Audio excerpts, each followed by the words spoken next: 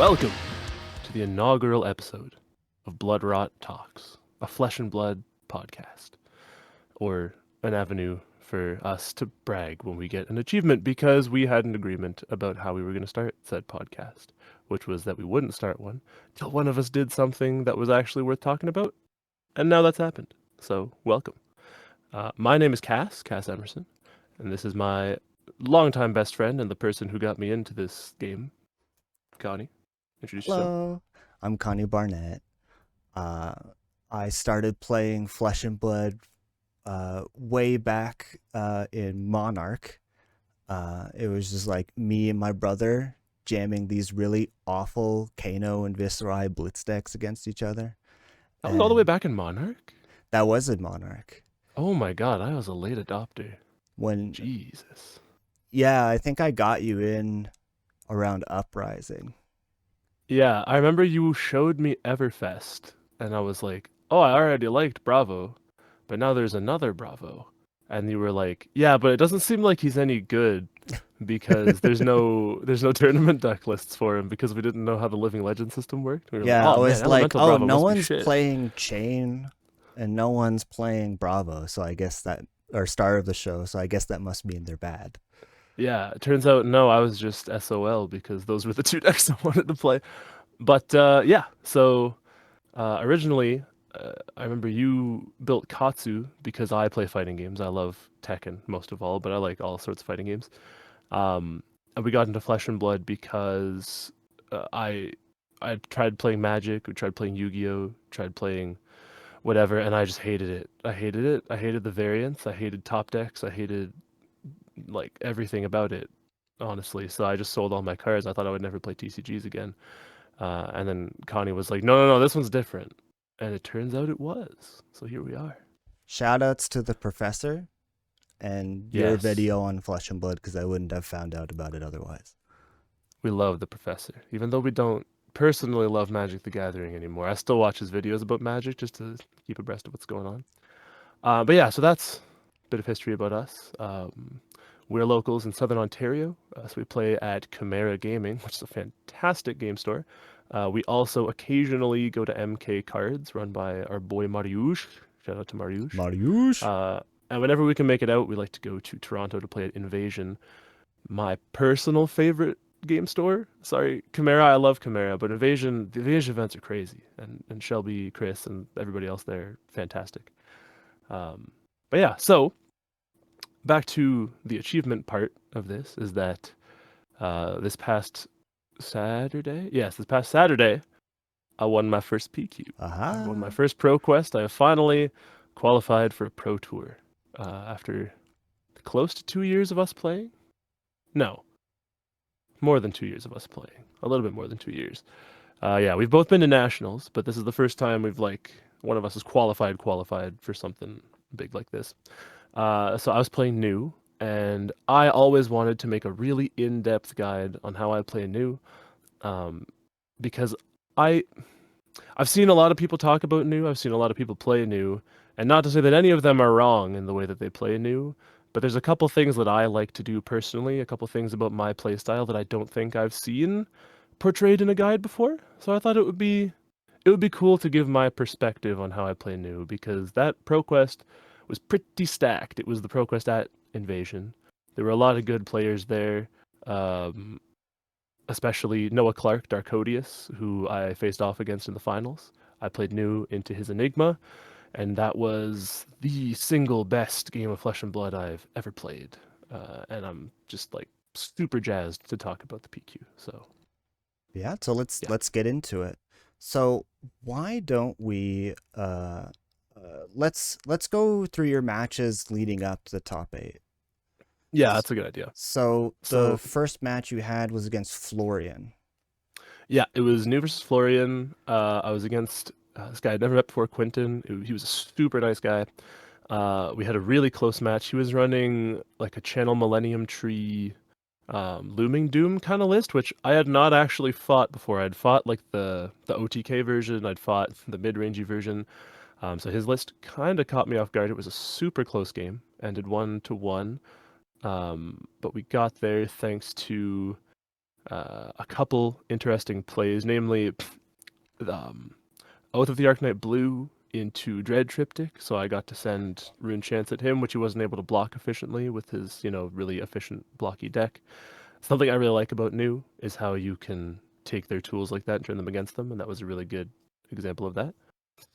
Sounds good. Your next match was Dio, piloted by Matthew Yeah. Dilks. Yes, Matthew Dilks, who kicks my ass all the time, but is such a good player. I love playing against him. It was a closer game than I thought it was going to be. Um, yeah, I made this one like catastrophic mistake that, in hindsight, I don't know if it would have gotten me there. But basically, I sent a race face, like it was just 2-card hand to race face, and he clean blocked it for 6, and I had a rousing wave up. And I was like, well, I already got 2 cards from him. Like, how good can his hand be? I should save my arousing wave for like another on hit. For some reason, I thought that he didn't like, that would be good. And then he still had like a 10, 12 damage turn into me or something with the 3 cards he had left. I really should have just broken a rousing wave. I died with it up. So that was a learning spot for me. The rest of the tournament, I was very good about picking my spot to do a rousing wave, and I never made that mistake again. So that was good. It's honestly rough with Dio right now because like the Armory deck just has made it an entirely new deck. Yeah, like I played a couple Talishar games against it the night before, and a couple of the changes to my deck were specifically because of those Talishar games, and I didn't win any of them. Um, and the deck changes I made, I think, made it closer than it would have been. But yeah, we'll talk about that. We'll talk about that a little bit. All right, and then Riptide. Yeah, so Riptide was piloted by Draconis, who plays there quite often. Some of you who hang around on the Purple Discord might know of Draconis.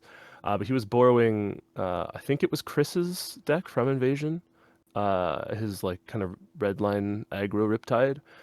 And I just had the most insane blessed hands into him having really bricked hands. It was a pretty free game through no fault of his. Like he revealed a Razor Reflex off of a Ravenous Rabble, and so I knew he had it, but then he had like 2 Razor Reflexes and like no arrow to use them with, and I just like stripped his whole hand every turn, just kept disrupting him. I think the game ended with me at like 27 life. It was a pretty lucky game. I had a few lucky games today. Like I had some games where I really had to give it my all, and I had some other games where New was like blessing me to win that PQ, and that was one of them. For sure. Victor, piloted by Michael Metallo. Yeah, so that was an unfortunate game on both our parts because he was playing really well into me, and I was pretty worried I was going to lose, and I made the most boneheaded misplay of the whole day, which was I activated New because I was just like I really needed tempo. I was just going to send, I forget which blue attack it was, but it was like a 7 attack blue. And I saw on the top of his deck a blue thunk, and I had a second blue. I was like, oh my god, I can go for my crazy flick knives stiletto's turn. And so I sent a blue, gave it go again, and flicked the knife. I played the second blue with go again and +1, and I had no third blue. I was still holding a card in hand, but it was Enlightened Strike, and I was like, wait, why did I give that go again? And then I arsenaled, and Metallo was like, why did you give that go again? And I could not tell him because I just was like, oh, time to play the cards, time to do the things, which you never want to do as New. You always want to think through every decision you make, particularly every attack reaction that you activate. You need to be certain that it is the right play. But even still, he had some pretty unlucky spots where he had to re-roll his clashes. And he had like a ton of might tokens stacked on a turn where I managed to strip his hand. I was also the third New he fought that day on Victor, so it's pretty unfortunate. But the next day he won his PQ playing Enigma, so shout out to him. I mean the RNG gods were not in Metallo's favor that day. He still won the game he played against me on Zen, but he ended up giving me 2 gold. I forgot about clashes in that game. I was just like, and then I think he was playing into Farah's New that day as well, Yeah. and lost like 2 or 3 clashes, I think. Mhm. I think he lost both clashes on a trounce to Farah through a reroll. So it's like, you know, That's that's why I don't play Victor. Like I have Victor built. I love Guardian, but like the clash mechanic, I do not care for it. It's a little too messy. And then Uh, your last match was a really weird one. yes, so my last one of Swiss, I think we were both locked for top 8, Mhm. so it wasn't a huge deal. But I didn't know that at the time because I get very confused about how top 8 locks are. Like I basically just look for the highest elo player in the room and I say, do you think I'm locked for top 8? And hopefully I am. But yeah, so it was against Count Your Blessings Slab Dash. And so Count Your Blessings, we're going to get to why I played new when we start the deck tech portion, but Count Your Blessings was a huge part of it. Basically, as new, the number of tech cards you need for Count Your Blessings is pretty much just having the Sacred Art in your deck because you're already going to run Bonds of Agony, or not Bonds of Agony, Bonds of Attraction for your Flick Knife matchups, and you're already running Passover. So between 3 copies of Bonds of Attraction, 1 copy of Passover, and your Sacred Art, you can banish 1, 2, 3, 4, 5, 6 copies of Count Your Blessings from their graveyard, and then every random banish off the top has a chance to be a Count Your Blessings. So the effective value they get from playing them is so bad into new, like if you play the matchup properly. And so I was anticipating something like this. Luckily, my buddy Keegan played into him prior, and so warned us all that hey, that guy in the Portugal jersey, he's on Count Your Blessings Slab Dash. It is very helpful if you know what the dash is playing when you sideboard into them. That's why you But yeah, bring no, friends to Jeff. tournaments. That's why you bring friends to tournaments. Yes, it is so fortunate to have people from your team there to do some scouting. But yeah, so CYB Slab Dash. Slab Dash is a very fun matchup as new because you are in the driver's seat the whole game, and it is up to them to block perfectly. And if they don't, they lose pretty much guaranteed unless they manage to line up every Slab Dash item on a turn where you're not presenting any disruption, which is almost none of your turns if you're playing my build. So you know, they really want to just block out and leave 1 blue card in hand. Siren's Call exists. Every Chi exists with Mask of Recurring Nightmares. You make it very difficult for them. If they just block with 2 cards, their turns back into you aren't that above rate. Any hit they let through that banishes off the top just makes it easier to fatigue them. That's exactly how this matchup went. I just, you know, you kind of just have to surgically think about every gun blast they send at you, block with any unnecessary cards, and just keep sending double disruption as much as you can. Beckoning Mistblade does so much into this matchup. You can kind of fatigue them just off of Mistblade, and if they don't block the Mistblade and they don't respect it, then you just fatigue them off of giving Stealth Go again that banishes top of their deck. So yeah, that was how that matchup went. We almost went to time, but I was paying attention because I do not want to go to draw against stuff like that. You've played enough Arachne to know like Yes. how to manage not having your opponent making the game run out of time. Yeah, the first time I went to draw as Arachne, it was like the worst feeling. I was like, I'm never letting this happen again. And you know, it's happened a couple times since, but I'm usually pretty good about it. Yeah, so that's about it for Swiss. All right, and Um, then so you got to top 8. I yes. think you were third place going into top Yeah. 8. Yeah, I was Yeah. third seed. I was up against Victor Mercado, piloting Zen in the quarterfinals, who is super good. Every time I fight him, he's on a different deck, and then he always usually finds a way to beat me. Last, I think when I was in Oakville, he was on Kano, and he was my round 1. He just like blasted me when I was on Florian.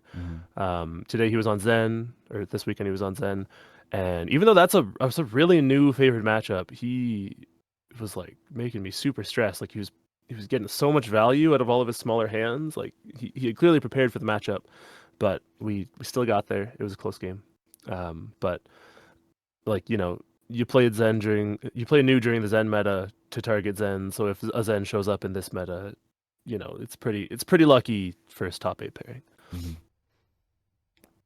Then you fought Derek's Aurora in the Yes, semis. which was Speaking of another game that was so blessed, was this game. So I was higher seed on this one, so right? Yeah, I was higher seed. I got to choose. No, no, no, no. No, I think Hold on. he was He was higher and he seed. chose Yeah, to he go chose second. to go second. Yeah. Yeah, obviously, he's an aggro deck. He chooses to go second. So I'm like, okay, I got to go first. I'm trying to think, how do I tackle going first into Aurora? And then I draw up a good card that I forget, and then 2 Justinics and a Bonds of Attraction. And so, like, I had to stifle, like, just like throwing my arms up in the air because I was like, there's no way he blocks this correctly. So I play Bonds of Attraction. Him being a good player, he's like, okay, block with 2 different colored cards so you don't give the heal. I play the first Justinic. He blocked for 5, so he was like, okay, I'll take 1 damage. And then I play the second Justinic. Now I get to banish 3 cards off the top of the deck, and he leaks 6 damage on this turn, which is great. So I banish off the top 2 reds and a blue, plus the red and the blue on the chain link. So I gain 3 life. The 2 blues were both blue Heaven's Claws. So I start the game 9 life up with 2 blue Heaven's Claws that I can play out of his banish zone whenever I need to pop off. And so as soon as I saw like a Chi turn that had some disruption in it, like I stripped his hand, sent a Beckoning Mistblade, activated new, played a Heaven's Claws with Go Again, played a Heaven's Claw. It just got me so much tempo. He had like an Arc Lightning his turn 1. I just ate it. He dealt. It was a decent turn. It was like 17 damage, I think. Mm-hmm. And then I just like, could not have been a better turn 1. Could not have been a better turn 1. Yeah, it was so blessed. We got there. Everybody watching was kind of in disbelief because I don't think Aurora is a fantastic matchup for new. There are a lot of hands. It's kind of like Kayo, where there's a lot of hands. Even if you double disrupt, they just send a 2-card 8. Like Aurora has a couple different ways to do that. But against Kayo, you can kind of take the role of defensive and the defensive player, and kind of play for that Flick Knives Mistblade turn. Into Aurora, usually you can't do that, but conveniently I put 2 blue Heaven's Claws in the banish zone to start. So, we get there. All right. And then the finals. No Clark on Enigma. So it's funny. So my Florian build, because I went to 3 PQs this season, and the first 2 I was like, my Florian build is so fresh. My buddy Guaylo added me to this team called SMG that I'm now testing with, and I was showing them my Florian build, and he thought it was really cool. And I was like, oh, this Florian build is sick, and it runs over Enigma, and it's got so many good matchups, and it's only got like a handful of bad matchups. And both of the previous PQs, I saw 0 Enigma. Even though there was a bunch of them at the event, I had to fight like round 1 Kano at negative, where was it? Enter the battlefield. And then at the Chimera PQ, I fought Michael Jasker's Phi deck. And then I fought the only other Phi at the event on the exact same Phi deck that my Florian deck was not teched to keep up with. I just did not have a good enough game plan into it. But so at this PQ, I also avoided Enigma all the way to the finals. And so I had been to a finals at a ProQuest before against my buddy Philip. I was on Kasai at the time. And we decided to take a prize split because neither of us could go to Amsterdam. And so on this one, Noah kind of asked, like, are you planning to go to England? And I was like I might. And I kind of felt like he wanted to propose something like that. So I said, go talk to a judge. I'll hear you out. And so he offered a prize split.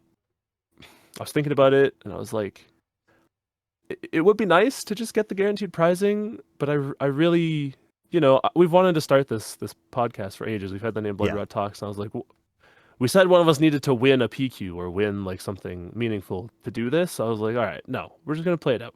And Noah is always a heel whenever he plays at an event. He's got to have like his cocky villain catchphrase, like when he tells kids they're bad at Fab on Twitter, which is not flaming because Noah's awesome. But I like wrestling. I love a heel. But he said, like, before he played, he was like, just remember, I gave you an out. And I wasn't upset about that, but I was like, no, okay, like I can't lose if somebody says that to me. Like I can't lit a fire under you a little bit. Yeah, now it's on me that I have to win this. And so like the game was over an hour long. It was a very long, grindy game with a lot of decisions. But because I was third seed, I think Noah was in eighth, so I got to choose to go second. I think he got like 2 words on board, and every turn I was just most turns I was sending 2 daggers, some sort of go again extender, and a big on hit, or trying to arsenal something. And early on, the only attack that he had in his graveyard was a Ripple Away. And so he had to kind of IP himself to keep an arsenal filled so that I couldn't Codex him and brick it with a Ripple Away. And so he ended up being a bit on the back foot. He didn't have Meridian Pathways in his deck list at all, which is the better boots into new because um, why can't I remember the name of the illusionist boots? Phantasmal Footsteps. Yes, Phantasmal Footsteps. Thank you. So he had Phantasmal Footsteps, and so whenever I presented a Mistblade, he would pitch a blue to Phantasmal Footsteps, and so already I'd peeled a card, and I knew that he didn't have any way to sync the blues from his hand unless they were chi to sync into Enigma. So whenever I would want to like strip a card from hand that I knew he couldn't pitch away, I would like swing the Mistblade first. He'd give the Footsteps. Whenever I wanted him to have to think more about that and think about protecting his wards or something else, I'd send Spider's Bite. It was a very, very dagger intensive game, but I was always the aggressor. It did kind of go to fatigue in that I was running him out of threats, but it wasn't due to me defending. It was like fatigue through offense. And so I had like 7 people watching, and at first, everybody assumes Noah's going to win. Like it's a very Enigma favored matchup.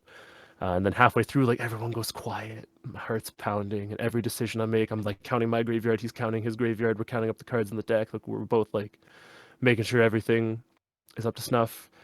And then early in the game, I had made a Fang Strike from a Venomous Bite on a stealth that had Go Again. And so I bottomed that Fang Strike to play Enlightened Strike, which is a play that is very risky because you put another no block in your deck that can't be pitched. But late game, like 3 turns before the end, I played a Stir the Pot, shuffled my deck up, and it happened to set that Fang Strike right next to a Weakest Link, and we sent a 6. He blocked 5 with 1 ward on the board at 2 life. I activate Vambrace to make the word not work, and then Fang Strike, and he just had Chi in hand, and we got there. And it was such a good feeling. My first like big win in Flesh and Blood. And so now I'm qualified for Pro Tour London. I forgot I have friends in London, so I'm probably going to crash on their couch, so I can actually afford to go there. So that's pretty exciting. So yeah, that's the PQ season thus far. And what was the gold foil that you got? Oh yeah, I forgot about that. Yeah, so last time I took the prize split, we split the gold foil as well. And I pulled a Vexing Quill hand, which took me forever. I couldn't sell it, so I gave it to him at Invasion because he had offered to just like buy me out for my half and then try and sell it himself. So I like sold it, and he was like, in his British accent, which I'm not going to do, he was like, "All right, make sure you get another one." And so we did, and I got Where's she taking a split?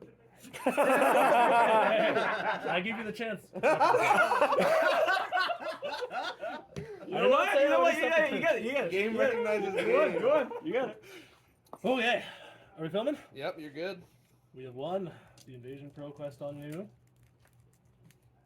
versus the incredible Noah Clark.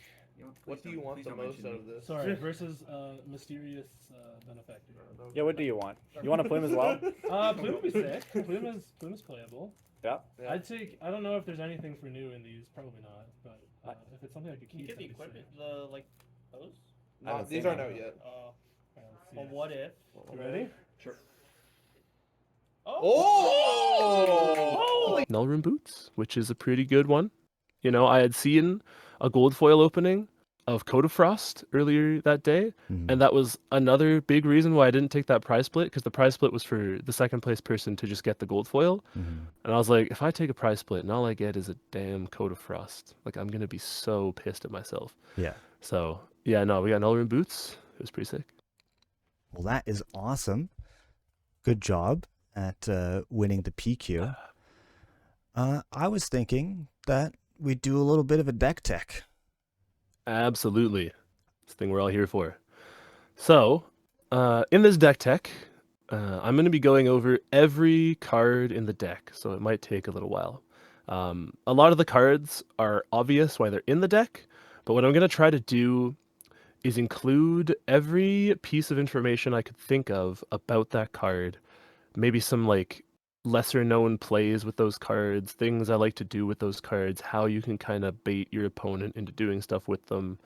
So that if someone's interested in playing new, even if they don't have the deck built, we're gonna post the deck list in the comments, and you can take that deck, play it on Talishar, play it at your local, and you can know what you're supposed to do with every card in my build, and then you can change it if you want, because a lot of people are running a slightly different new list from me.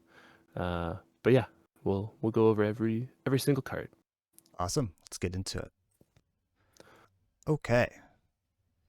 So, before we get into every card though, there's one thing I want to go over, which is why would you play new? all right. So, new in the Mistveil meta was an interesting deck because the reason you played her mostly was to counter Zen.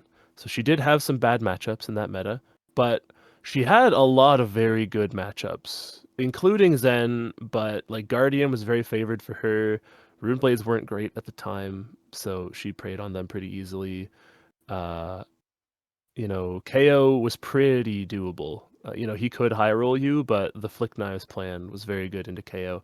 So I was very happy playing new in the last meta. And then when Rosetta came out, the book banning happened. Zen, for a while, got taken out of the format. And so I decided to switch to Florian because, look at my shirt. Florian, aesthetically speaking, is the champion I was looking for. I love me some assassins, but aesthetically, I'm a metal enthusiast, and Florian is definitely the most me champion. Oh my god, I almost said champion, like some sort of League of Legends player. The most me hero in the game. But my Florian list was not cutting it. I was getting pretty tilted. I went like elo neutral on one, PQ, and slightly positive on the other. But I wasn't feeling it. So I was thinking, is it all right to play new when the meta's full of enigmas? And I didn't fight any enigmas as Florian. So I was thinking about what else is in the meta. KO is still lingering around. I was seeing some Zen lists winning, Zen making a comeback. Aurora and Enigma are both the best decks, and they can be tricky for new. But the local meta is not super huge on that kind of aggro. There's a lot of like Brute and a lot of Guardian in the local meta, and a lot of Mechanologist. And so the Dio Armory deck was coming out. I figured they would prey on Enigma a little bit. And then I liked New's chances better into Dio than I did as Florian. The few test games I played Florian into Dio, she just steamrolled me. You only really have single instances of disruption as Florian, whereas with New, very frequently you can send two different sources of disruption. And if you send two disruption pieces into Dio, it hamstrings are pretty hard. So that was why I chose New for this meta. But the reason you would play New in general, and if this sounds like something fun for you, then I think you should play New as well, is New, I think, is the deck that most rewards you for knowing how other decks work right now. I think before New, Icelander did that quite well. You needed to know where in their turn was the best spot to use your Frostbites, where in their turn was the best spot to remove their Go Again, stuff like that. And as New, it's a little more about knowing which pieces of disruption to bring into each deck, and then which pieces of disruption you're prioritizing based on the game state. And she has a very flexible game plan into every different kind of deck in the game. She used to struggle pretty hard into the pitch stacking that Kano could do with the Wizard matchup, but the pitch stacking got ruined, and they, for some reason, I was asking for like assassin equipment that was AB with upside, and they were like, you know what? Assassin gets the best AB equipment in the game because it's AB and Spell Void. Yeah, So- that was crazy. I was not expecting that from the expansion slots. Yeah, I still can't believe they did it, but it made the Kano matchup so much better. And so, I was like, okay, if I fight an Enigma, whatever, that's fine. If I fight a Dio, I had better chances with New anyways. But yeah, New rewards you for thinking really hard, and you are usually, into most matchups, the one in the driver's seat. You are the one that dictates the pace of the game. Even something as simple as swinging a dagger, your opponent goes, oh, they swung the dagger. That's on the board every turn. What am I supposed to do into this? And like they'll just give you equipment, or they'll just give you a whole card from their hand when you didn't even really care if that knife hit. Sometimes you care, but not always. And so because there are just so many different tricks, I think New is really fun in that way. Azuri is fun as well. She's who I played before New, and she was my favorite deck. But the Azuri puzzle was largely, what 6 attack am I going to swap this stealth with, or am I going to somehow give this go again, and then you put go again sources before it. New, like, your go again sources can have disruption tacked onto them because of Mask of Recurring Nightmares. Your dagger is in itself disruptive because it can give a piece of disruption go again. There's just so much to this deck to study and learn about each matchup, and that's what Flesh and Blood's all about. It's the card game that removes variance from the equation. Not removes it entirely, but reduces it. And so the more consistently you can be in control of the game, I think the better you can showcase your skill. Yeah, there is tons of skill expression in New. And it's just, playing against New is like, I've been very fortunate to have played against you a bajillion times and test against you. Yeah. But for a lot of other people, New is just like, okay, like dagger, attack for 1. And then you're just like, this could be anything. Yeah.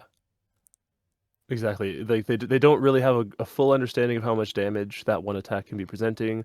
They don't understand when you're supposed to block the dagger or not. And I'll try to talk about that a bit when we talk about the daggers, because there isn't exactly a right answer, but there's some things that I don't think people think about enough with those daggers. All right. Well, let's get into the deck tech. I was thinking that we'd start with the equipment. Okay, so yeah, we'll just talk about the dagger now. That works. All right. Let's talk about Beckoning Mistblade. Okay, so Beckoning Mistblade is, in my opinion, it's the best card in the deck, bar none. It is a start in play, stay in play, sip sip, that will just ruin people's lives. It's crazy. When this weapon got spoiled, I remember the Assassin Discord said that it was bad because it didn't have piercing. And then some people said, I read someone say, and they got people to agree with this. They said Beckoning Mistblade is bad because it incentivizes you to hold more cards in your hand. Because Assassin has always been like a block efficiently, send some disruption kind of deck. And I remember thinking, I was like, so it's a bad card because it makes your hand better. And, obviously the people who were Beckoning Mistblade haters were on the wrong side of history. Everybody plays this card now. Yeah. If you have any doubts about this weapon, swing a Beckoning Mistblade into a new player, or into any player. And the first time that they give you a whole piece of equipment to stop this Beckoning Mistblade that wasn't going to do anything, it's the best feeling in the world. It'll happen to you in competitive tournaments. It'll happen to you at your armories. On Talishar, sometimes like you'll send a Beckoning Mistblade, they'll block it, and now you know that they'll block it every turn. Every turn they're IP1. Or they're IPing themselves, rather, because they're just going to give a card every turn to that Beckoning Mistblade. On hit, like if they don't block it, it enables your huge above rate turns. It enables you to send double disruption with all of your blue cards that disrupt. And if they do block it, it reduces the rate of the opponent's hand. So what I mean by rate here, just in case there's a newer player who's interested in New, the rate of your hand is how much value you can get out of every card. And so Beckoning Mistblade sends 1.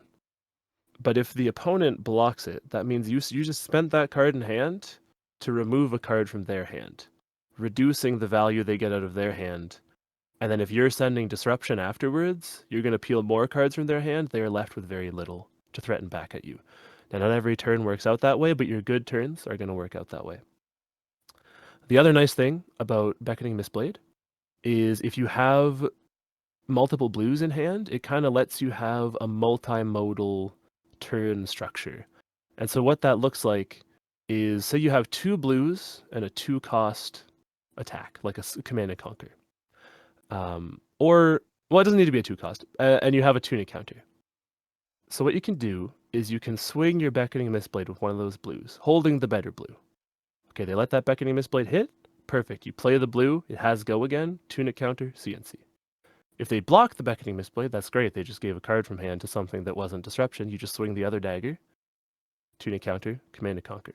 You've used those 2 blues in command and conquer, stripped at least 1 card. Now you're threatening to destroy their arsenal. Because you swung Spider's Bite, they can't even cleanly block it with 2/3 block attacks, and they can't play defense reactions. So Beckoning Mistblade pulling cards or not pulling cards, oftentimes there is no correct answer, and the new player has a plan either way. The final thing that Beckoning Mistblade is really good for is it synergizes with 2 sideboard cards that we have, Siren's Call and Flick Knives. Siren's Call is the one that pulls a blue from their hand, and Flick Knives, you can throw the dagger at them. It's like the coolest assassin card, and the dagger hits and gets its on-hit effect. So if you swing Beckoning Mistblade, and they block it, you play Siren's Call with the 1 mana that's floating, they show the rest of their cards, you pull a blue card, they've now overblocked your 1-attack dagger, and you draw a card. That is an insane play. You're left with 3 cards, they're left with 2, or 1, and they've used equipment. You've forced them into a terrible blocking decision, and sometimes you've taken the only blue in their hand. So it's really great.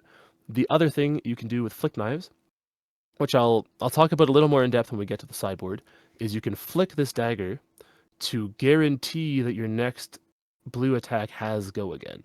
So you can do that with your blue attacks, you can do that with the opponent's blue attacks. That's usually what you do with Flick Knives. But yeah, that's about it for Beckoning Mistblade. One more question about Beckoning Mistblade. I've Yeah. noticed that, some other new lists run 2 of them. Why that's do a you good question. why do you feel like 2 of them is unnecessary? It's not necessarily unnecessary. The nice thing about 2 Mistblades is, like I said earlier, every time you swing a Beckoning Mistblade, your opponent has to think really hard. If you swing 2 Beckoning Mistblades, like some players will just crumble and they'll give you 2 cards out of their hand.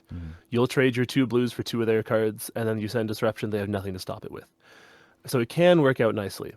Into better players, not to say that it doesn't work, I'm sure that there are players that are really good with new, and their play style works with 2 Beckoning Mistblades.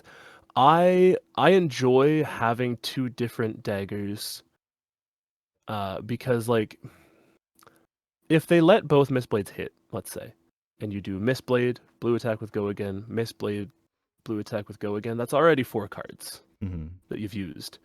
And, like, maybe one of those blues is Surgical Extraction, but if it's not, then, like, you have to, it usually costs 2 cards from your hand to swing both daggers, and so the upside from hitting with one of those Mistblades is a little lower because it's quite likely you'll need that mana to play, or those resources, sorry, it's not magic. You'll need those resources to play your disruptive piece at the end of the turn. So, to my mind, Spider's Bite makes it harder for them to block that disruptive piece at the end. And, the other dagger we have, Scale Peeler. But yeah, that's why I like to run Spider's Bite and Mistblade. Makes sense. All right, let's talk about Mask of Recurring Nightmares. Oh, I love Mask of Recurring Nightmares. This is my other favorite card. In my opinion, it is unilaterally superior to Traverse the Universe. Some new players will disagree. I've seen some very good new players do a lot of good work with playing Traverse the Universe. For me, you play Traverse the Universe into matchups that I just think you already win. So, like, you'd bring it into Guardian, you have a guaranteed Chi pop-off turn with the Flick Knives and the Beckoning Mistblade. So you run Traverse the Universe with stuff like that. That is another point I forgot to mention about 2 Mistblades. If you're thinking you're going to have a lot of those Flick Knives matchups, having 2 Mistblades to flick can be very good. So that is one other upside to it, but I don't think it's super reliable to play that way. But yeah, so Mask of Recurring Nightmares. My deck runs 7 Chi. I should explain what this card does as well. I'm getting a little ahead of myself. So once per turn, it's an attack reaction. You pitch a Chi. You can only pitch a Chi to it. And the opponent chooses a card from their hand, they banish it. So what this does is any matchup where your hero ability doesn't do anything, your chi instead just become a way to strip a card from hand as an attack reaction. And Which which is are really the nice. matchups where new zero abilities are relevant? So many of them. Like, some of them is not irrelevant. Like, it ended up being pretty relevant in that Aurora game, but most games you have, like, you're not going to be activating News ability into Aurora. She doesn't have enough blues for you to want to play. Into Rangers, like Azalea, she doesn't have any blues that you want to play. And even if she did run blue arrows right now, you couldn't play them because they have to be played from Arsenal. Right. There's a bunch of them. But so basically any of those matchups, Mask of Recurring Nightmares is what's going to get you the value out of your chi. Some people just side chi out of their deck into those matchups, which is a strategy that, a more defensive new build can employ. My deck does not have enough sideboard room for that to be an option, so I just mainboard all of my chi except for the Sacred Art. But so what this allows you to do is on turns where you have a lot of cards and you have a chi, you're already threatening something good, and you're already making it hard for them to block. Even if they make the correct blocking decision, and they have a hand that they're satisfied with, you play Mask of Recurring Nightmares, or you activate it, they banish one card out of that hand, their turn might be completely ruined. On hands where they don't give you any cards and you don't see disruption, this becomes your disruption.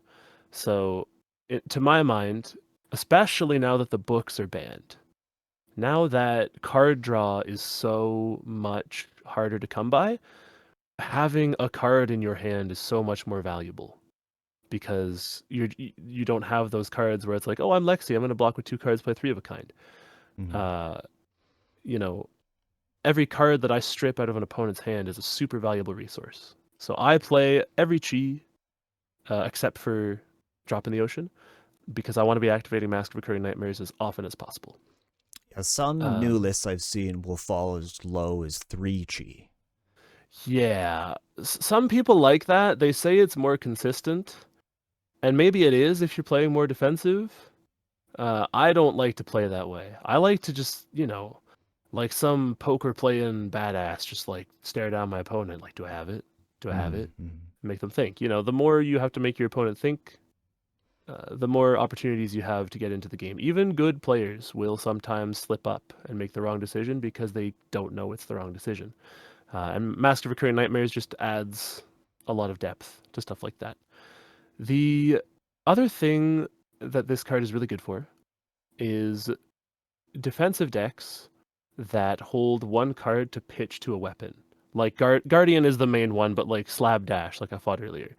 They want to hold one blue card in their hand, usually, to swing that weapon, unless they have like a big turn. It makes it so that if they do that and they try to just swing their hammer and then you Mask of Recurring Nightmares, rips that card out of their hand, they're punished for blocking because they lose their turn. It also, if they're trying not to give you blue cards to banish, if they're holding those back, you play Mask of Recurring Nightmares, all of a sudden that's a really good way to get those blue cards into the banish zone to be played later. So even in the matchups where News Hero ability does stuff, Mask of Recurring Nightmares will oftentimes get you the fuel you need to go for that big new activation turn. One more thing I want to talk about is its synergy with Bonds of Agony, which we will talk about later. But the more on-board attack reactions you have, the more consistent Bonds of Agony becomes. And Bonds of Agony is cracked. I think anyone who's fought against New, that's the card they fear the most. It's not always the best card to play out, depending on what your hand looks like. But if you do play it out, your opponent is going to go into the tank pretty much every time. And this just offers another way to make that card activatable. Yeah, I know very early on when people were trying to trying to figure out how to crack New, some people were playing Vambrace mainboard just so they could have a 1-cost onboard attack reaction for Bonds. Yeah, because, the assassin-specific one breaks after you activate it. And, we do that into Enigma with the Vambrace, but, well, we'll talk about Arousing Wave later, but Arousing Wave is a little better, I think. But yeah, having onboard reactions is just super, super valuable in a deck that cares about reactions. Awesome. Let's talk about undertow stilettos. Speaking of onboard reactions, yeah. So undertow stilettos is so crazy. I don't even know where to begin. If new ever becomes a problem, I think this is the number one card that they should ban in Mhm. new, specifically because Black Tech Whisperers exists as a legendary equipment piece that is surpassed by this common draft card. Yeah. At least in my opinion. So Undertow Stilettos, you pay 1 resource, you destroy it as an attack reaction, so that counts as an attack reaction, and then you just put a Slither in your hand, which can give any attack go again.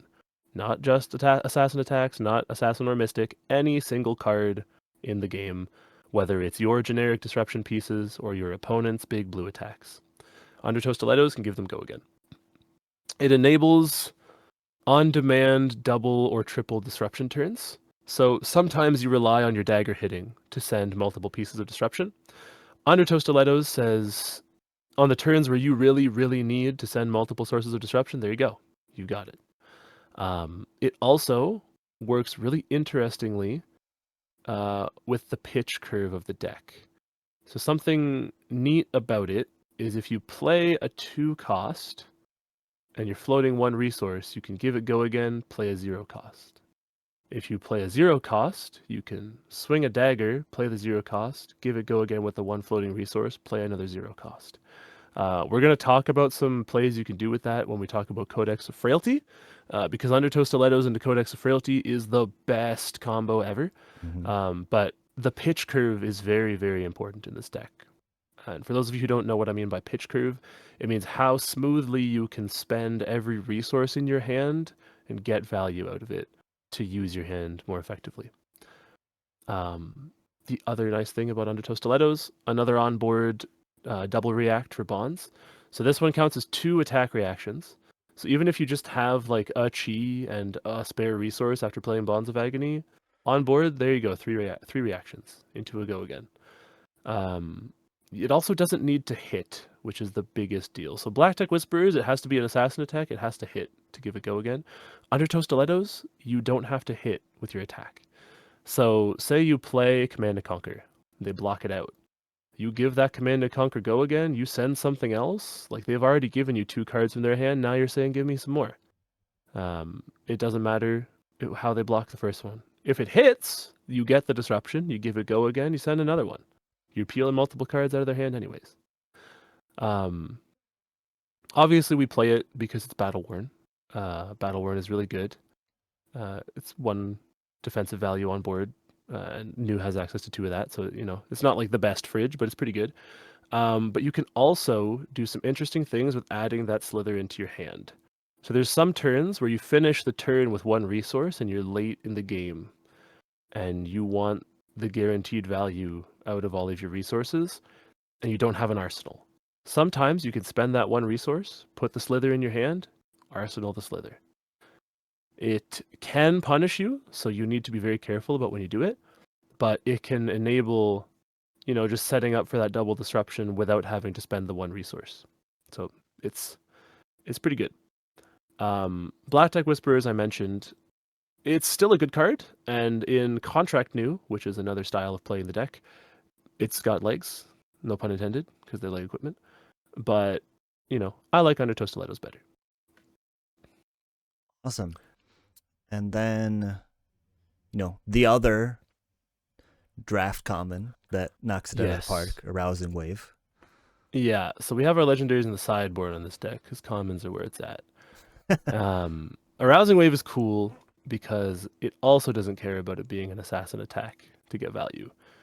Fang Strikes can be applied to any attack action, so you can use them to push breakpoint on any generic disruption piece. You can use it to be threatening lethal later in the game if you have them. It makes every turn that is on the board, you threaten giving it +1 if you have a resource floating. So the opponent can't just cleanly block Command and Conquer if they need their arsenal. They can't cleanly block any piece of disruption because you have this hovering threat of +1 that you can just send to push it over the edge. It also has a nice pitch curve with how the deck plays out. So good 2-card hand is just holding a blue and a 2-cost. play the 2 cost, you float 1 resource off of pitching the blue, and then if they block the Command and Conquer, you have the 1 resource there. This is also a double reaction for bonds, so into most matchups you have 2 onboard reactions that are both 2 instances of a reaction. So that means Bonds of Agony is very, very consistent to activate. Yeah, with the combination of like you have, you know, one of the equipments for a double react plus a react in your hand, or if you draw something like Hiss or Venomous Bite, that's a double react that you combine with the 1 react on your headpiece.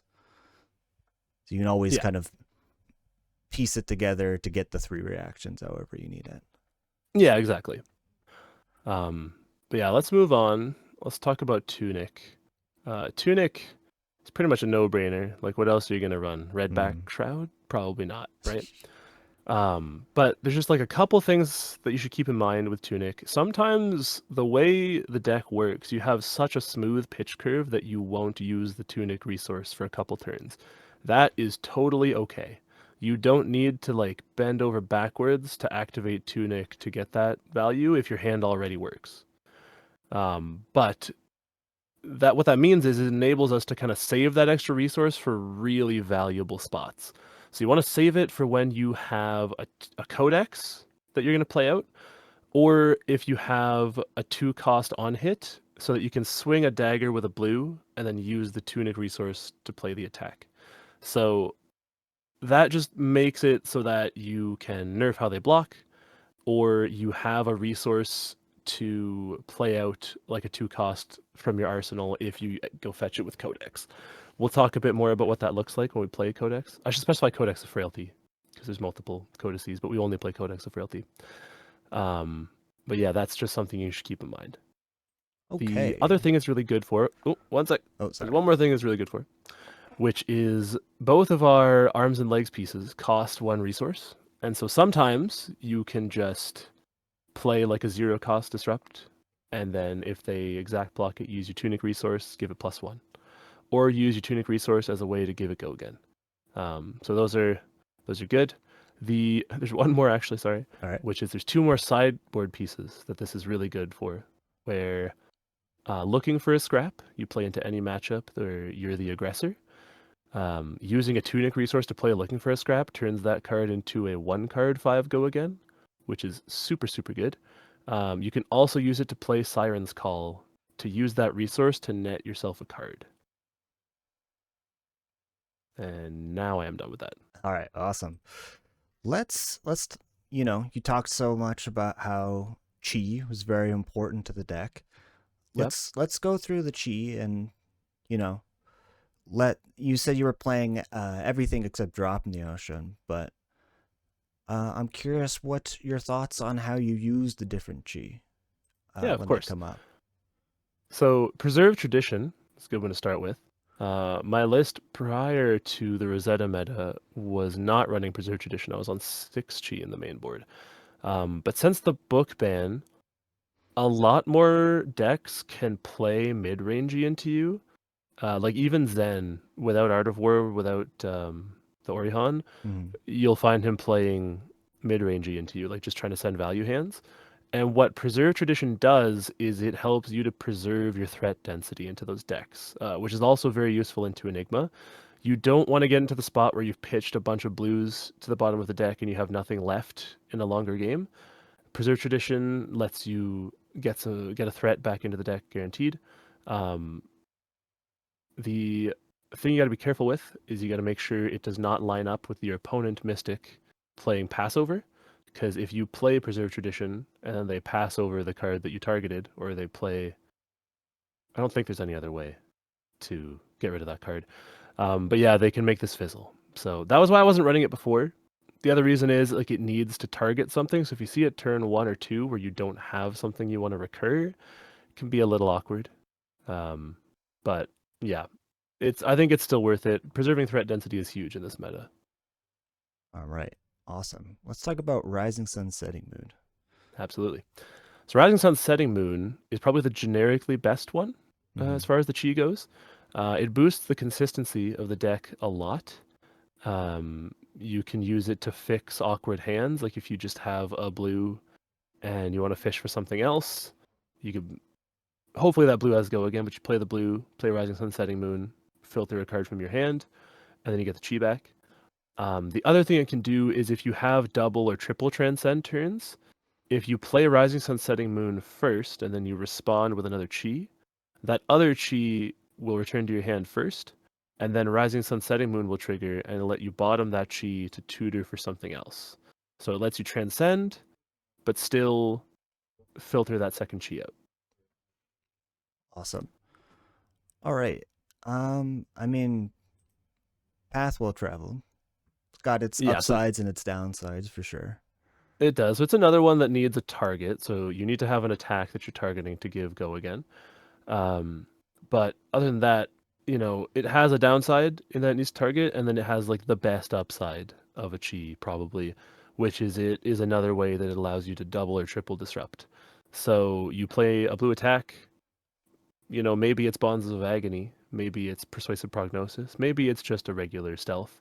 You play Path Well Traveled, gives you a source of disruption, banish a card from their hand by pitching to Mask of Recurring Nightmares, and now you have go again. You've removed cards from their hand already, send your disruption.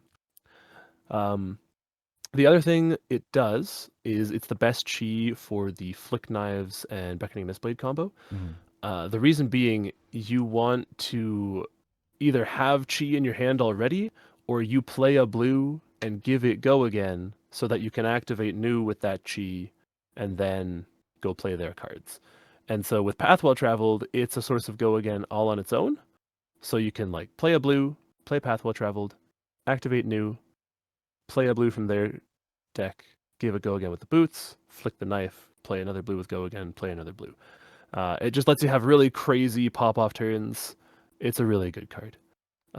If you desperately need to use it to transcend, you can use it on the opponent's turn.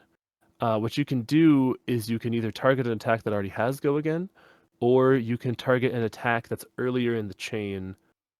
Well, I mean, then that would have already had go again, so it doesn't matter. But yeah, so you can use it to target your opponent's attacks. You just got to be careful that you don't accidentally give them go again on something crazy and then they attack you.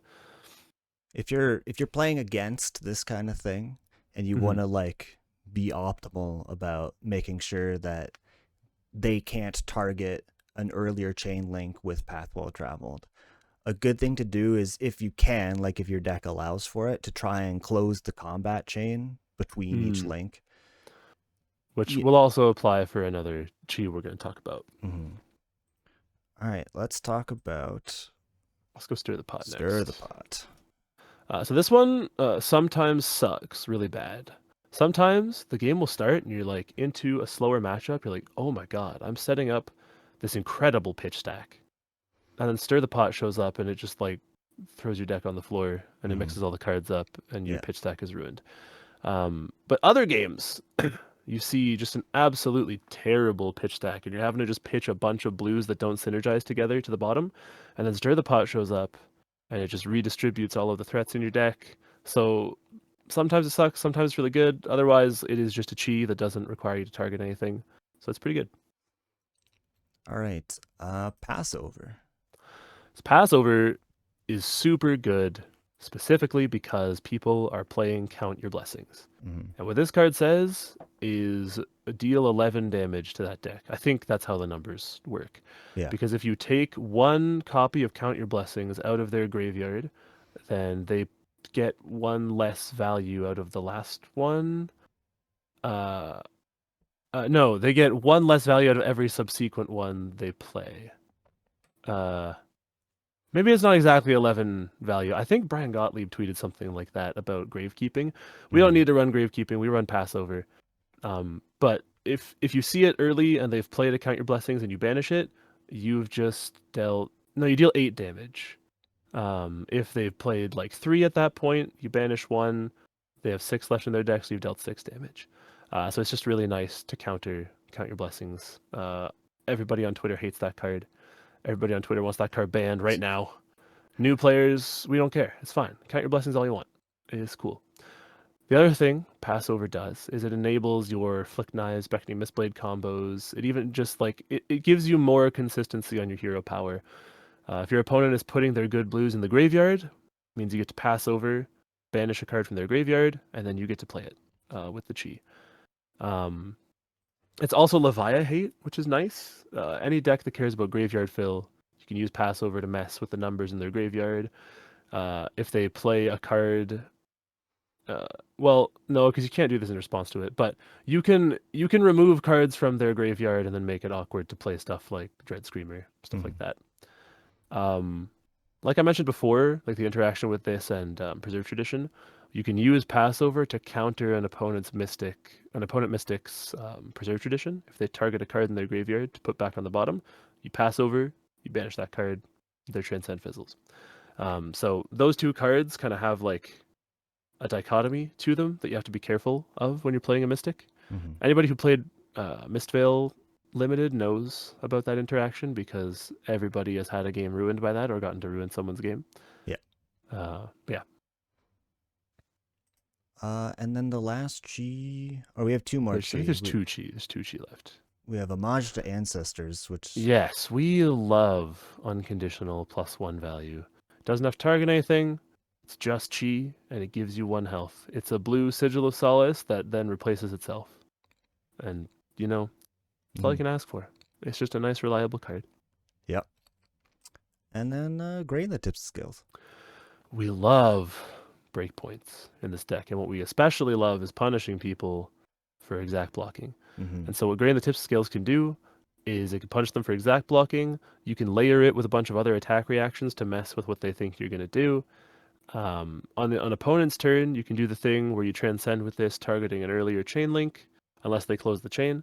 So there's a lot of different things you can do with this. It's just nice to have what is basically like, is it Lightning Press? No, the blue one.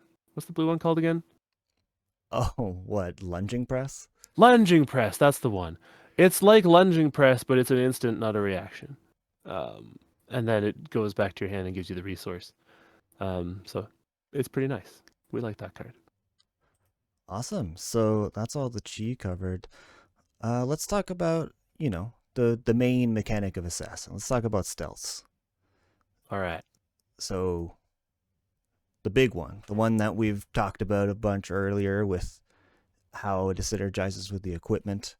Yes. Everyone's least favorite stealth to see on the chain link for the most part. Yes. It's really funny. This is the card I'm going to talk about the longest, probably. It is also the card that I think people who play into new hate the most, and it is also sometimes a terrible card. But other times it's like the best card. Yeah.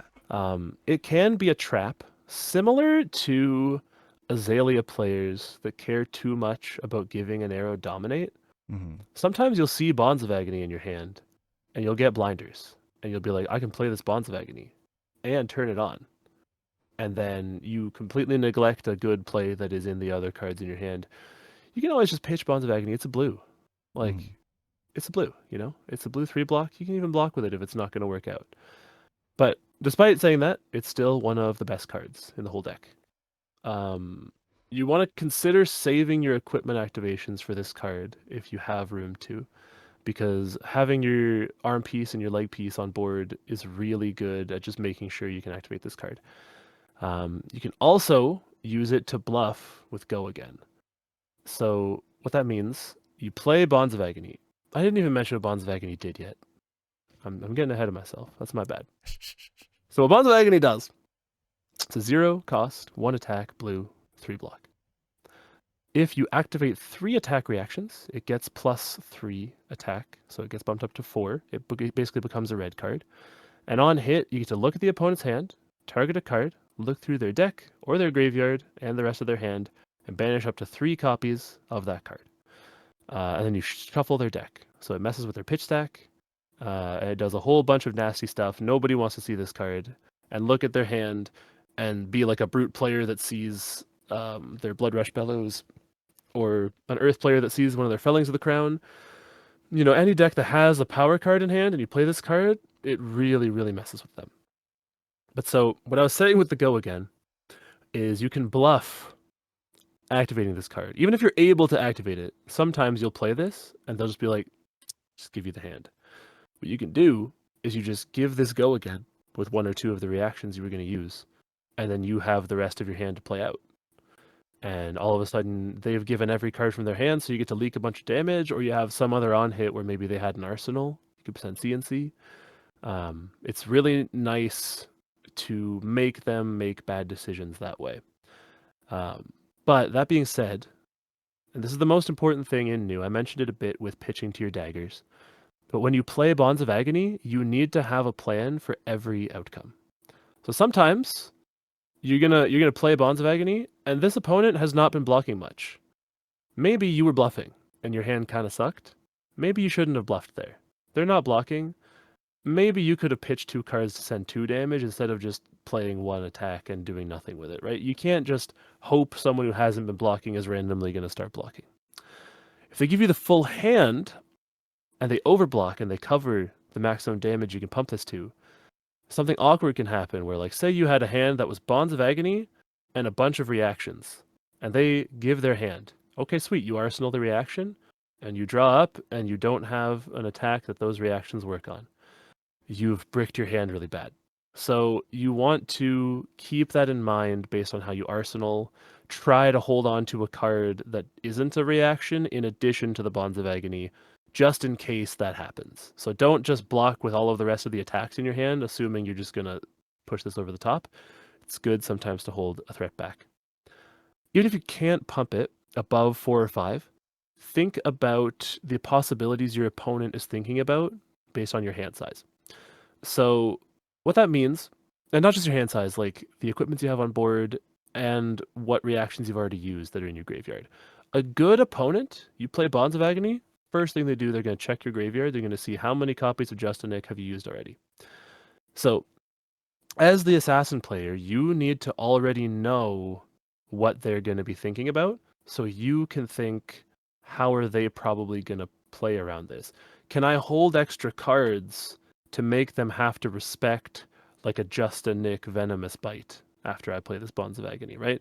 That would pump it to 13 damage, right? Which is more than a hand of 3 blocks can block. That's an Azalea arrow right there. Yeah, exactly. It's a big Azalea arrow. So even if you can't pump it quite that high and you can only pump it up to 4 or 5, there are spots where it is good to hold a card back to suggest you could pump it that high.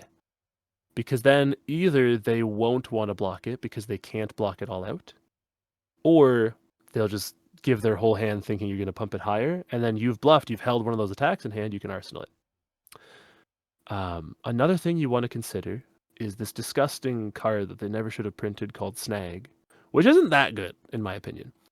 But what they can do, you play Bonds of Agony, you're ready to pump this thing like crazy high, and they block 1.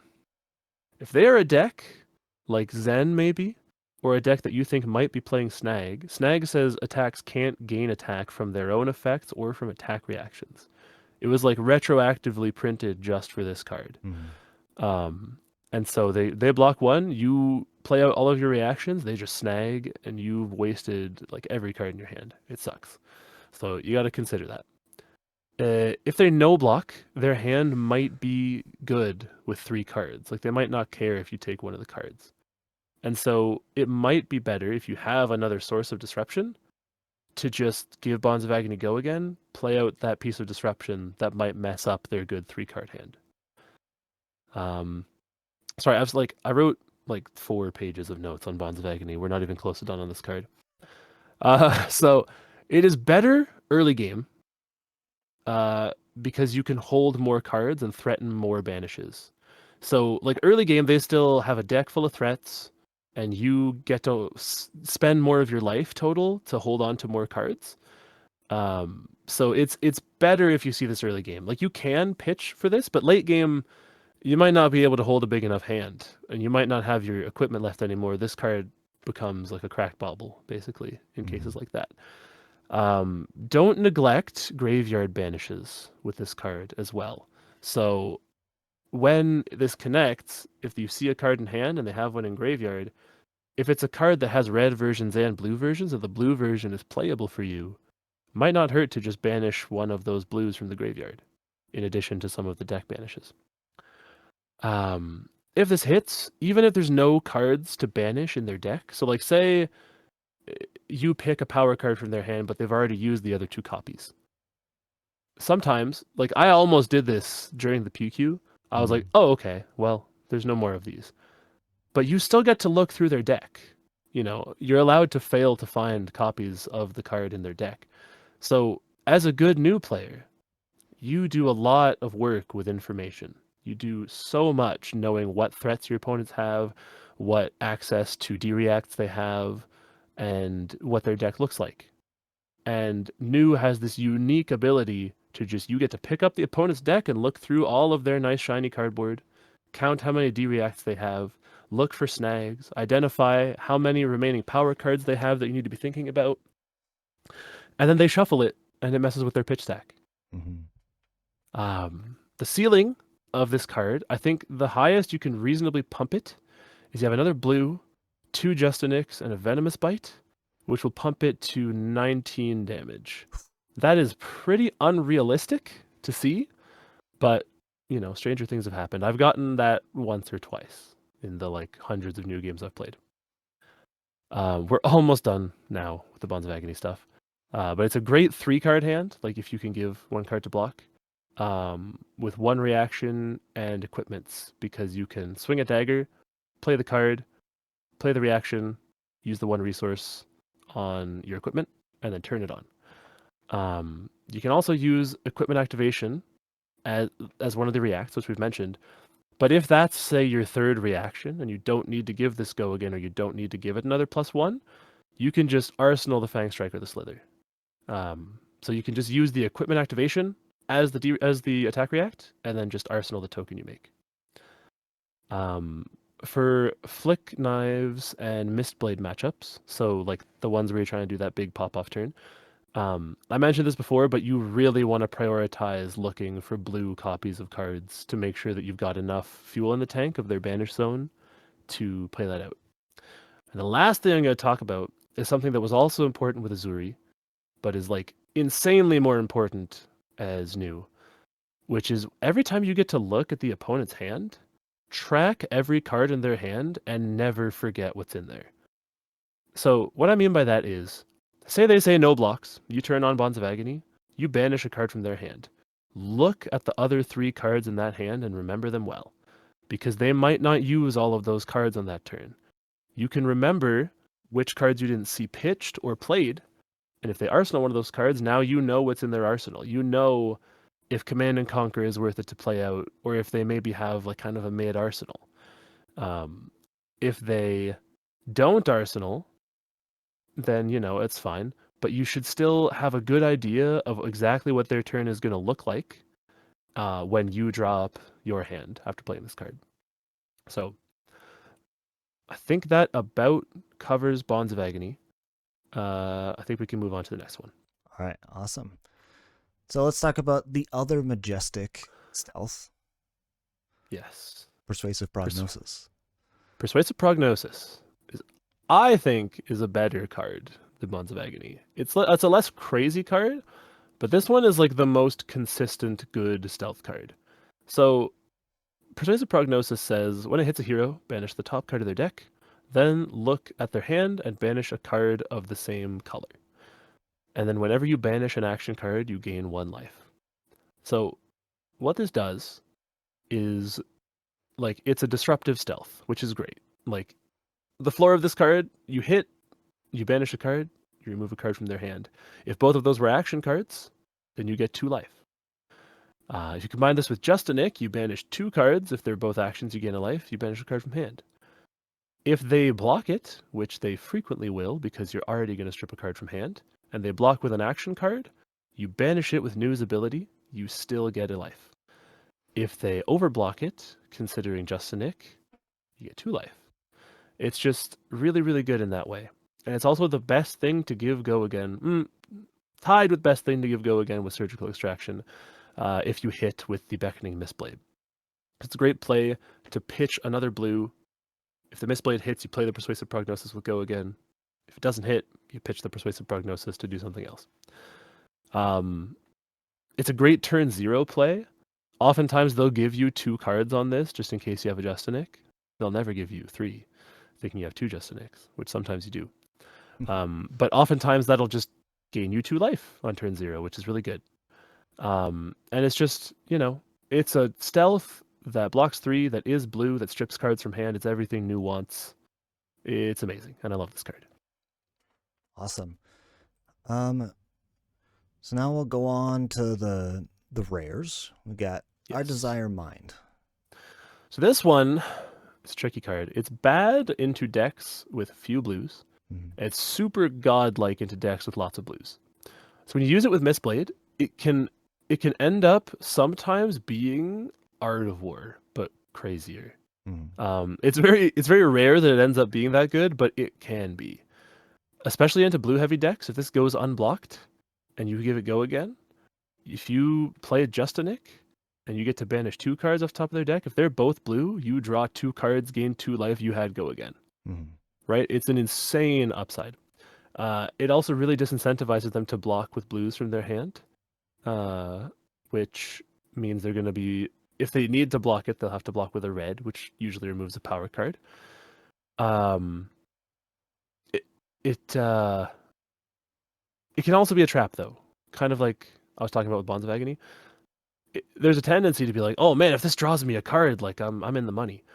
But you can't assume it's going to draw you a card, even into a deck with lots of blues. Like even if you're into Enigma or Zen or something like that, don't make the play assuming like you need the resources from that card you're going to draw.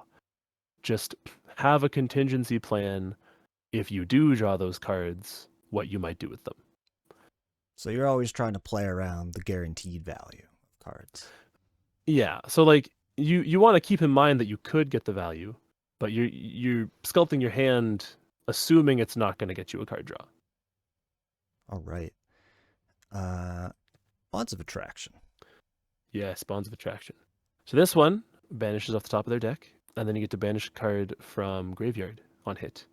And then if they share a color, or if you've already banished a card with this color with this card, then you gain a life.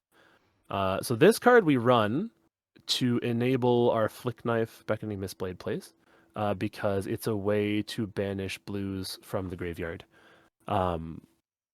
It's funny, like, if a player is good and they're playing KO or they're playing Guardian and they have blues in their graveyard, like, they're going to give you cards on this card, which is nice. Like, and they're going to block it. It can also be a really good card for its healing value. If somebody blocks it assuming Justinic and they block with 2 cards of the same color, you're going to gain a life. Justinic adds a banish to this card, so if you banish 3 cards of the same color, you gain 2 life. The other really nice thing about this card is into this current meta, people be playing Count Your Blessings, and this is another way to banish Count Your Blessings from the graveyard. Just reducing the effectiveness of that strategy. I'm going to try to go a little faster because I think this video is already quite long. It We is might quite not get long, to go as in-depth into the matchups as I would have liked, but yeah, we'll keep it going. And then the last stealth that you've got is Pick to Pieces. Yeah, Pick to Pieces. This one's Enigma hate. This one, if they have a board of Ward or they have Ward in their hand, you play this card. If you have reactions to pump this up, it just nukes their board because it can't be prevented. If you play or activate an attack reaction, it gets +1, and damage it would be dealing cannot be prevented. So it's a really nice upside on a stealth. A lot of times, for some reason, Codex of Frailty loves to put this card into my hand off of the Ponder, and I hate arsenaling it. But into Enigma is not a bad arsenal. And it's not a bad arsenal if they're not blocking with Beckoning Mistblade, because you can just give Pick to Pieces go again anyways. Just gives you a 2 go again. The other nice thing about this card is Justinic is a 2-card 7 with this card that banishes the card from the top of your deck. 2-card 7s, Flesh and Blood players love 2-card 7s. So that's just a nice thing. The other thing you want to do with this card, you can combine it with Vambrace into Enigma, so that even if you don't have reactions, Vambrace is like a permanent on-board way that you can just give this a reaction to nuke their board, so they always have to respect it. Awesome. Let's go over some of the other attacks in the deck. So Leave No Witnesses, you got to put 3 of it in every assassin deck that you play. Yep. But Yeah, what does it if do you- for new specifically? So for new specifically, I mean, for Assassin in general, this is CNC copies 4 through 9, because this is usually the card you're going to be getting off of Codex of Frailty, and it is a 4 attack that banishes their arsenal on hit. It's the best 1 card play in the deck, other than Codex of Frailty going to get it. So even then, it is, the best 1 card play in the deck. You want to, well, I should say what it does. Sorry, I keep getting ahead of myself, but it's on hit, it banishes top card of their deck, and then it banishes their arsenal. If either of those cards are red, then you get a silver token, which lets you pitch a blue to draw a card. We can use silver for a couple things, which we will get to later when we get to another card.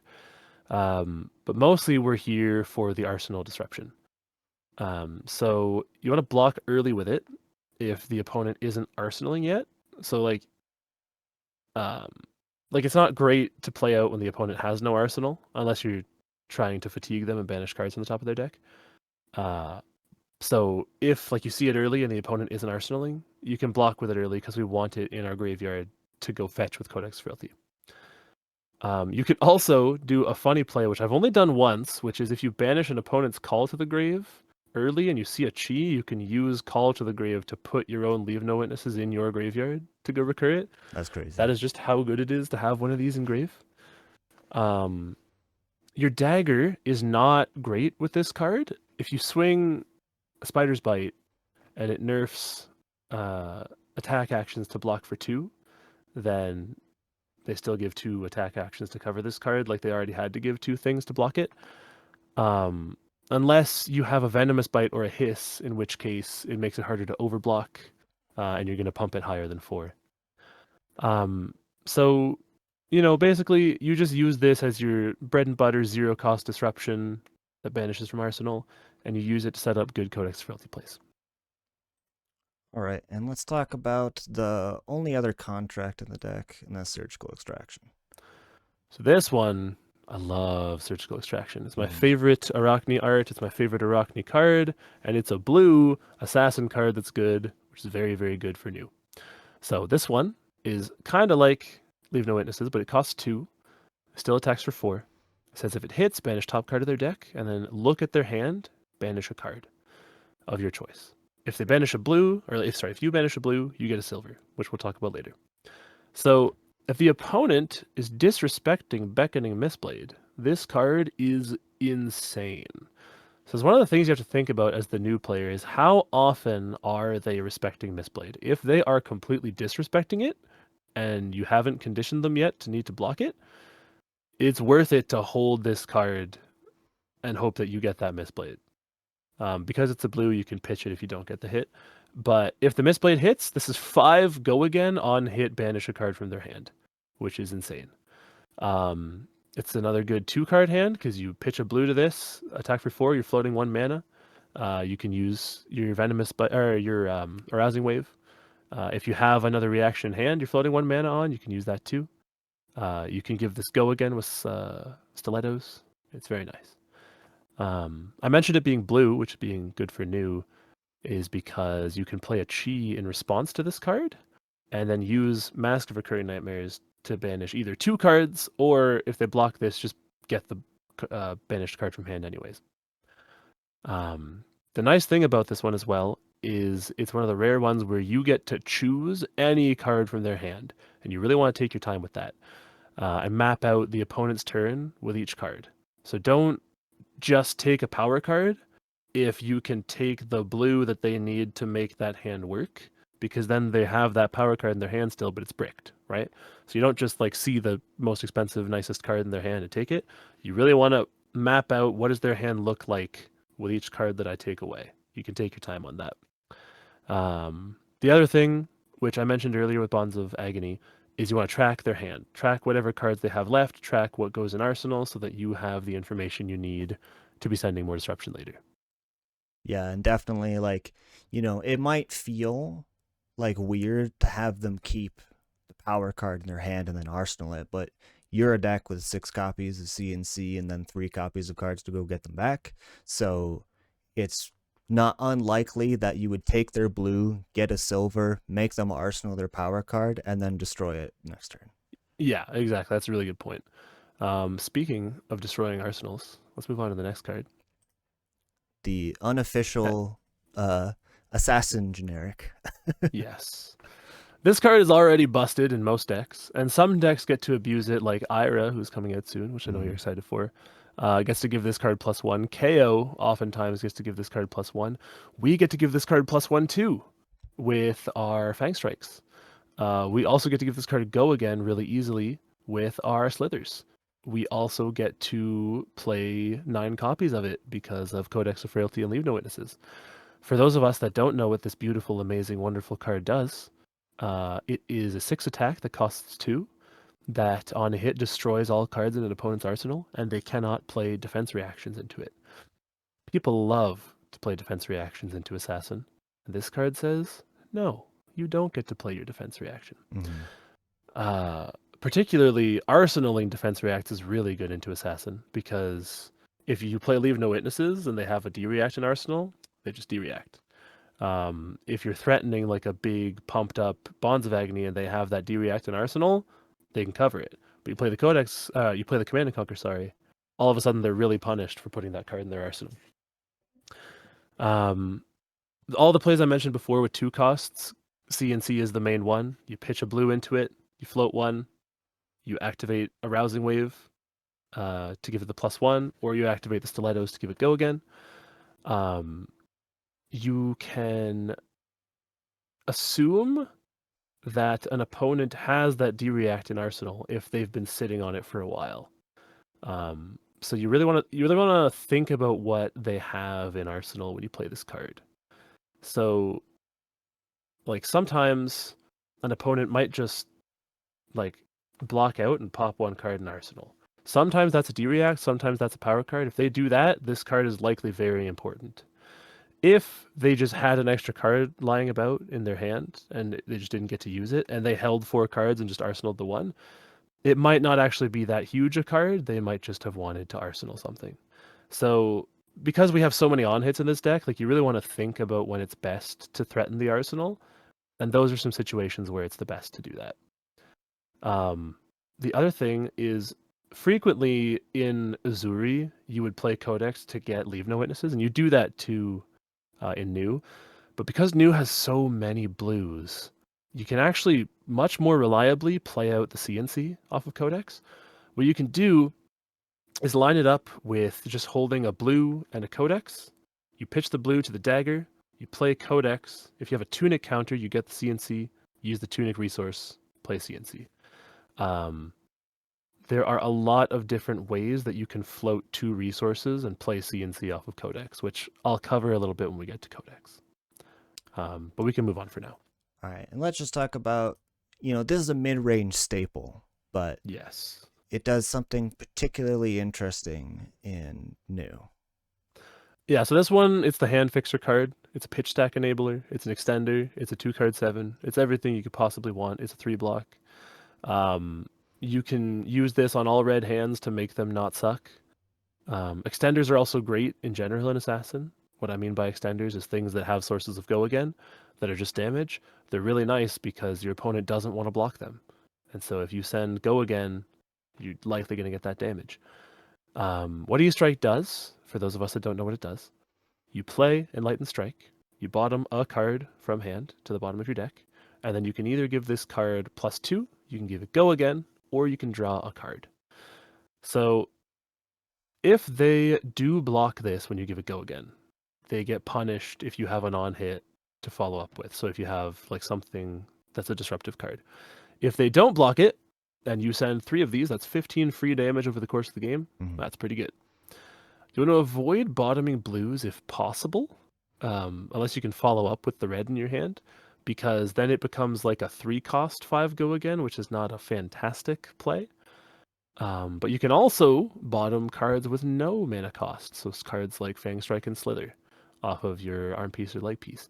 Sometimes you might already have sources of Go Again, and sending 7 at the end of the chain is what you need to do to win the game, you can make one of those reactions, you don't use it, you wait till the end of the combat chain, bottom it, E-strike for 7. You also want to choose draw a card usually if you have no arsenal, if it's an ender. In this deck, there are about 6 cards that you don't want to see on draw a card, which isn't like a fantastic number, but Warmongers is the only like truly, truly bad one, unless you're into Dio or a Ranger or something that it's good into. But pick to pieces can also show up quite often, and it's not a great arsenal. Every other card in the deck, you're pretty happy to pop it in arsenal. So if you don't have an arsenal, you don't need to use this for go again. Just play 5, draw a card. Yeah, and you know, it's just good. It's one of the best cards in the game. It goes into a lot of decks. Yeah. Speaking of good cards, it's time to talk about not Codex yet. You forgot about our other Enlightened Strike. Our other Enlightened Strike, because we Yes, get 2 levels of of them Enlightenment in Mystic. Yes, which is why I love this deck, because I love E-Strike, and now we get to run blue E-Strike. So Levels is an insane card. It has the same 3 modes as Enlightened Strike, but it's a blue 3 attack, and it costs 1. But when it attacks, you choose 1 mode for each blue in your pitch zone. So if you have only 1 other blue, what New gets to do that the other Mystics don't is you get to swing Beckoning Mistblade first. If Beckoning Mistblade hits, it semi-turns on the 1 mode, and it gives it the other one. So it gives it +1 instead of +2, and it gives it go again. And so if you hit with Mistblade, play Levels of Enlightenment, you send 4 go again, draw a card, which is fantastic. It's like a unconditional snatch with go again if you hit it with Mistblade. What you can also do is use the silver that we were talking about earlier with Leave No Witnesses and Surgical Extraction. You can pitch excess blues in your hand to put more blues in your pitch zone to turn on more modes of Levels of Enlightenment. Because every time you pitch a blue to a silver, you draw a card. You're replacing those cards, but you're giving Levels of Enlightenment 1 more mode.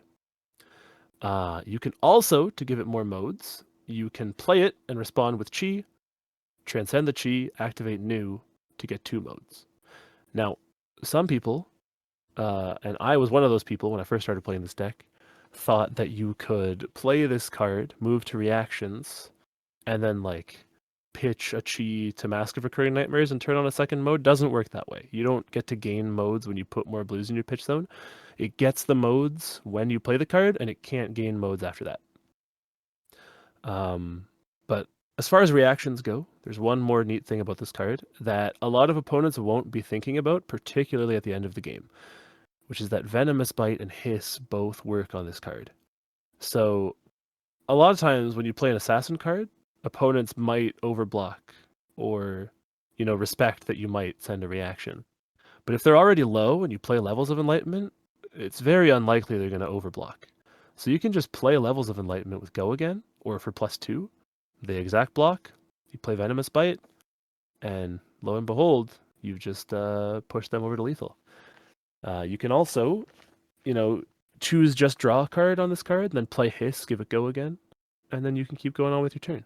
There's a lot of versatile stuff you can do with this card with the Assassin Mystic reactions, with the silver, and with Mistblade. It's like a whole different card in this deck than it is with Zen and with Enigma. And uniquely, it also ends up being a silver payoff. Yeah, it's quite neat that it gives you something to do with that silver. Because silver is good for fixing hands, but it's way better to use that silver offensively, and this card lets you do that. All right, now the tome that survived, Codex of Frailty. The one everybody was crying to Brian Gottlieb and James White about to get it banned because they don't understand how it works. No, I'm kidding. They do understand how it works. But, non-assassin players don't look at the hoops you have to jump through to get optimal value out of this card sometimes. Not to say it isn't broken. It's a broken card. It's very good. But it can also punish you quite a lot sometimes. So let me go over what this card does first, because it's a complicated card. So you play it. each player takes an attack action from their graveyard and puts it in their arsenal. If they do that, then they discard a card. So they don't have to do that if they already have a full arsenal. But if they don't have an arsenal, they have to go put one card in their arsenal and discard a card. And then you do the same. And then you give them a frailty, which debuffs any attacks that they chose from their arsenal. And then you get a ponder token, which lets you draw a card to put in your arsenal at the end of the turn. So it lets you tutor a card. It lets you keep an arsenal at the end of the turn, even if you spend all your cards. It can make them discard a card. It can do all sorts of things. So basically, with this card, you want to make sure you have tutorable threats early on to use this card with. So Leave No Witnesses is a prime example. Both that and Command and Conquer synergize really nicely with Codex Frailty, because if you play Codex, there is no way that they don't have an arsenal you're threatening, right? Because it forces them to put a card in arsenal, unless they don't have attack actions. Like if it's Warrior or Wizard, this card isn't as crazy, but it can be very good for that. You want to avoid discarding cards yourself. So when you see this card in hand, you got to think really carefully about the pitch curve of your hand, and make sure that you can use every card in your hand before you play Codex of Frailty. Sometimes if they give you full tempo, you just have to discard a card. You just don't have a way to use all the cards in your hand. But you want to avoid the discard as much as possible. The cool thing about this card, which is something that I learned when I played Azuri, I was fighting against Joel Repta, who is a local of ours at an RTN, and I was pretty new to the game, and I saw him pitch a red and then a blue to pay for something that cost 2. Or maybe 3, I don't remember. And I was like, why'd you do that? He was like, 'cause I wanted to. And that was how I learned that you could overpitch in this game, which is completely transformative for Assassin because of this card. So what that lets you do is, if you have Command and Conquer in your graveyard, before you play Codex of Frailty, you can pitch a red and then pitch a blue to your dagger. You float 2 resources, you play Codex, you get the Command and Conquer, you play it out. You want to think about plays like that to make sure that you're getting the most out of the card you're tutoring with Codex of Frailty. If you play this, though, and you don't have Command and Conquer or Leave No Witnesses, it is very dangerous, particularly if they have a power card in their graveyard. So in the finals against Noah, there was one turn where all I had was Weakest Link in grave, and I played this, and Noah got Phantasmaclasm back into his arsenal, and then blocked out the Weakest Link, and then sent Phantasmaclasm. So, it does let the opponent tutor a card sometimes if you don't have Arsenal Disruption, and that's something else you got to think about when you're playing this card. On the flip side, if you already have Arsenal Disruption in your arsenal, like a Command and Conquer or Leave No Witnesses, you can just play this card if they don't have an arsenal and force them to arsenal something so that you can disrupt it.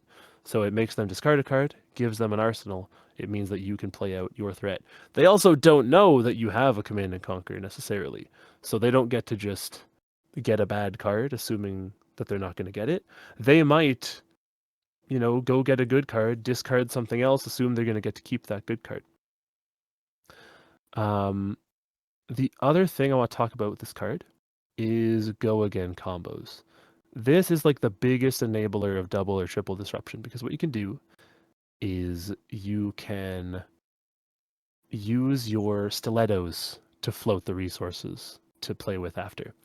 So you can do something like play a Command and Conquer and then use that one resource to give to activate stilettos, give Command and Conquer Go Again, play Codex of Frailty, get Leave No Witnesses, play Leave No Witnesses. So you're threatening their arsenal. Say they let it hit, you remove their arsenal. You've given it Go Again, you make them put another card in arsenal, discard a card, and then threaten that arsenal again. With a Leave No Witnesses, you can Leave No Witnesses. You can dagger, Leave No Witnesses, give it Go Again, Codex, Leave No Witnesses, which is a really, really good turn. Like, if you get one of those turns off, it gets you insane value, and it's one of the best ways to win the game. This is also the card you want to target with Preserve Tradition when you play it, usually, because this is like the highest turn over turn value card you have, and it lets you tutor anything. So why would you not just put Codex back into your deck, right? The other thing you need to be careful though is do not ever brick your arsenal if you haven't seen this card yet.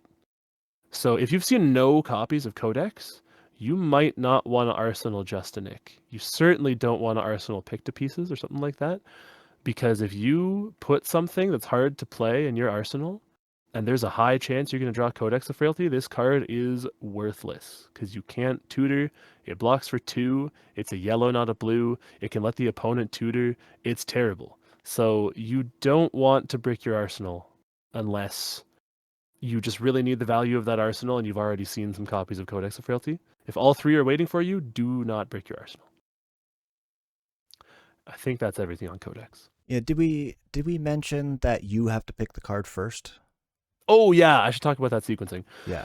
So the way this card works, the way the rules work out, at least as far as judges have explained to me. So you play this card, you're the turn player.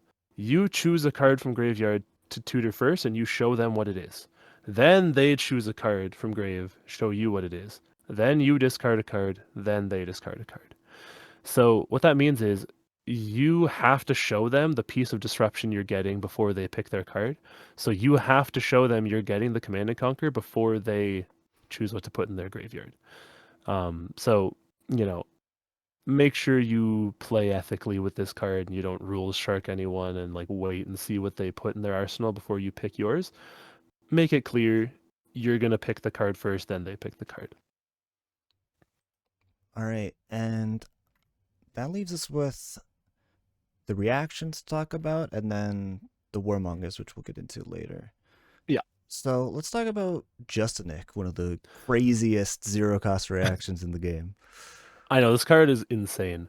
So, like, sometimes this card does absolutely nothing, but sometimes it's like the best card in the game, which is how a couple cards work in this deck, which would make you think it's an inconsistent deck. It can be, but it's decently consistent. So what this card does is it's a 0-cost attack reaction, and you choose one or both. So target attack action card with 1 or less base attack gets +5, or target attack with stealth gets, when this hits, you banish a card from top of deck. So usually you're going to be playing this on your own 1-attack stealth cards. And what that does is it means that when you present 1 attack, they have to consider you might pump that up to 6. So they might have to give you 2 cards on 1 attack, which is crazy.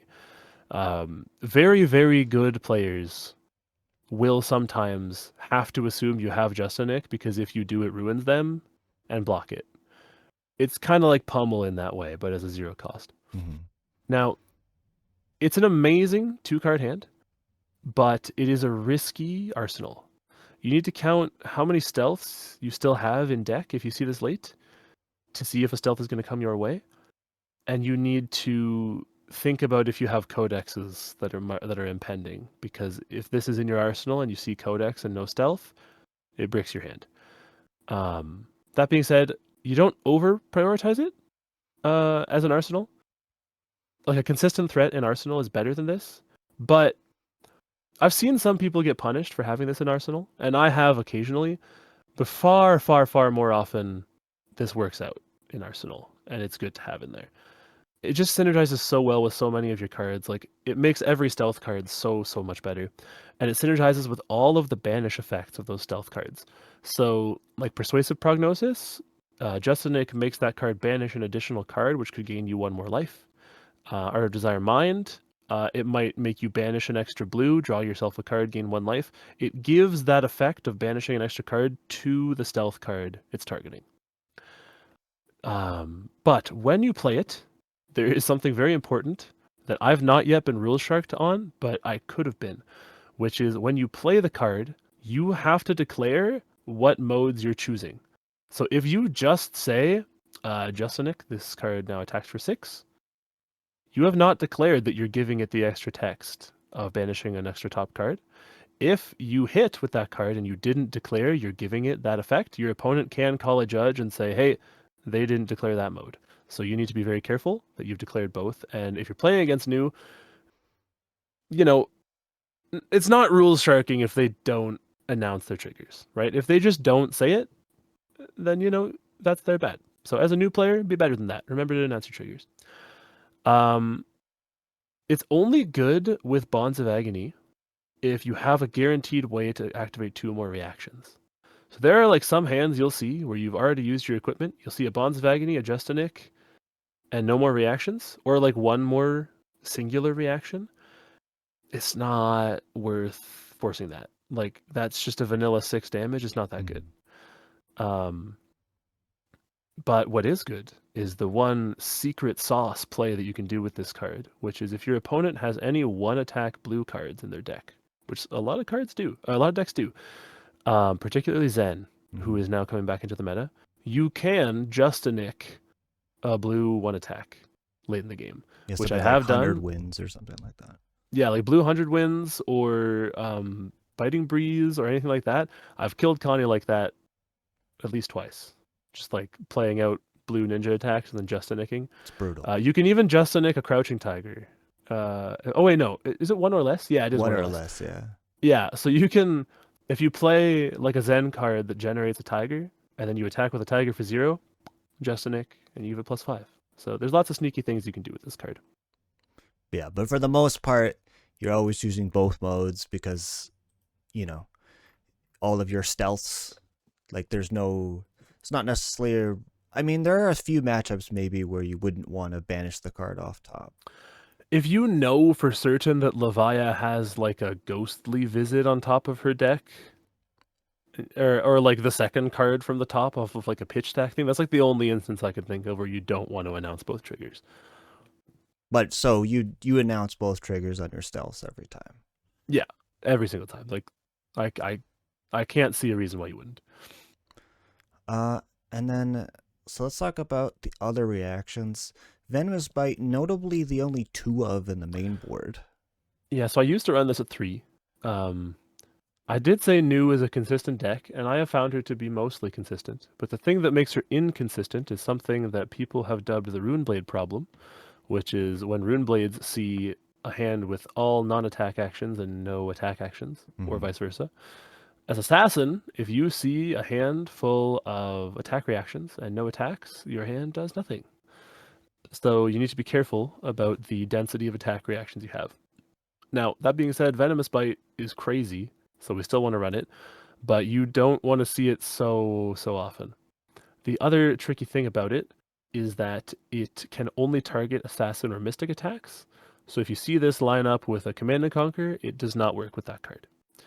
Now, let me say what it actually does, which is target Assassin or Mystic attack gets +3, but then if you've pitched a blue this turn, you create a Fang Strike, which gives another +1 as an attack reaction. So the Venomous Bite can't target non-Assassin attacks, but the Fang Strike can. So you got to keep that in mind. Basically, this is usually a +4 reaction, but it is a reaction that you can spread out over 2 attacks, where you like play an Assassin attack with Go Again, Venomous Bite to get the on-hit, play another on-hit, and you're holding that Fang Strike to push it over the edge. It's also very, very, very good with Surgical Extraction and Leave No Witnesses, because it can target both of those. With Leave No Witnesses, you can dagger first and then Venomous Bite. With Surgical Extraction, you can just pitch a blue, play Surgical, activate Venomous Bite. Those are pretty much all the plays you can do with it. At worst, it blocks 3, so if it doesn't line up with the cards in your hand, this isn't like the riskiest arsenal in the world, so it's fine to arsenal it, but it's better to probably get the guaranteed 3 block value if you can manage it, if you're not needing to go on the aggressive like you do into Enigma. All right. And then its twin sister, Hiss. Yes. Hiss we run at 3. It technically has the same problem as Venomous Bite in that it can't target non-assassin attacks and it might break your hand a bit. But the upside of this card is that it is an enabler of double disruption, which I've mentioned many, many times. But you, as new, really want to send a disruptive attack, make them make a choice about blocking it, give it Go Again, play another disruption attack. So Hiss is really good for that. It is a 3 attack, 1 cost attack reaction. If you pitched a blue, it generates a slither. So the slither you can hold on to, or you can use it on the attack you've used the hiss on. So what that means is if you play an assassin attack that already has go again, like say off of Beckoning Mistblade, you play the hiss to give it +3, and then you can hold on to the slither to give your next attack go again. You can send triple disruption that way. You can also do fun stuff like all those plays you can do with your stilettos, you can do with hiss if you play an assassin attack. So you can do like leave no witnesses, hiss, codex. You've floated 2 resources because you pitched a blue to play the hiss, and then you play command and conquer. You can do surgical extraction, play hiss, give it go again with the slither, codex, leave no witnesses. There's all sorts of cool combos you can do that way. But yeah, I think that's about it for reactions. All right, and then just this is something about your list specifically. A lot of other new deck lists have something like blue infect in this spot as another stealth. You cut that entirely to make room for Warmongers in the main board. Yeah. Basically, I needed too many other cards in my sideboard for the different matchups we have. So Warmongers is really nice in that it's a 0 cost 3 0 cost blue 3 block. But it's just so back-breaking into the matchups that it's good into. And with Dio being really good right now, -IO, this card is fantastic into her. And so I needed to put it into my deck. Just to go over what it does, when you play it, each player, yourself included, chooses War or Peace. If you choose War, you can't play any non-attack actions or activate any non-attack actions. You can still activate reactions, but no non-attack actions can be activated. If you choose Peace, you can only do non-attack actions. So if you choose War, you can still swing weapons, you can still play reactions. The only card in our deck that this affects is Codex of Frailty. So like if you play this, choose War, and draw Codex as your only source of an attack, you're a little punished. But the chances of that happening are quite low. As an upside, into any of those decks that like to activate non-attacks, this just says they can't.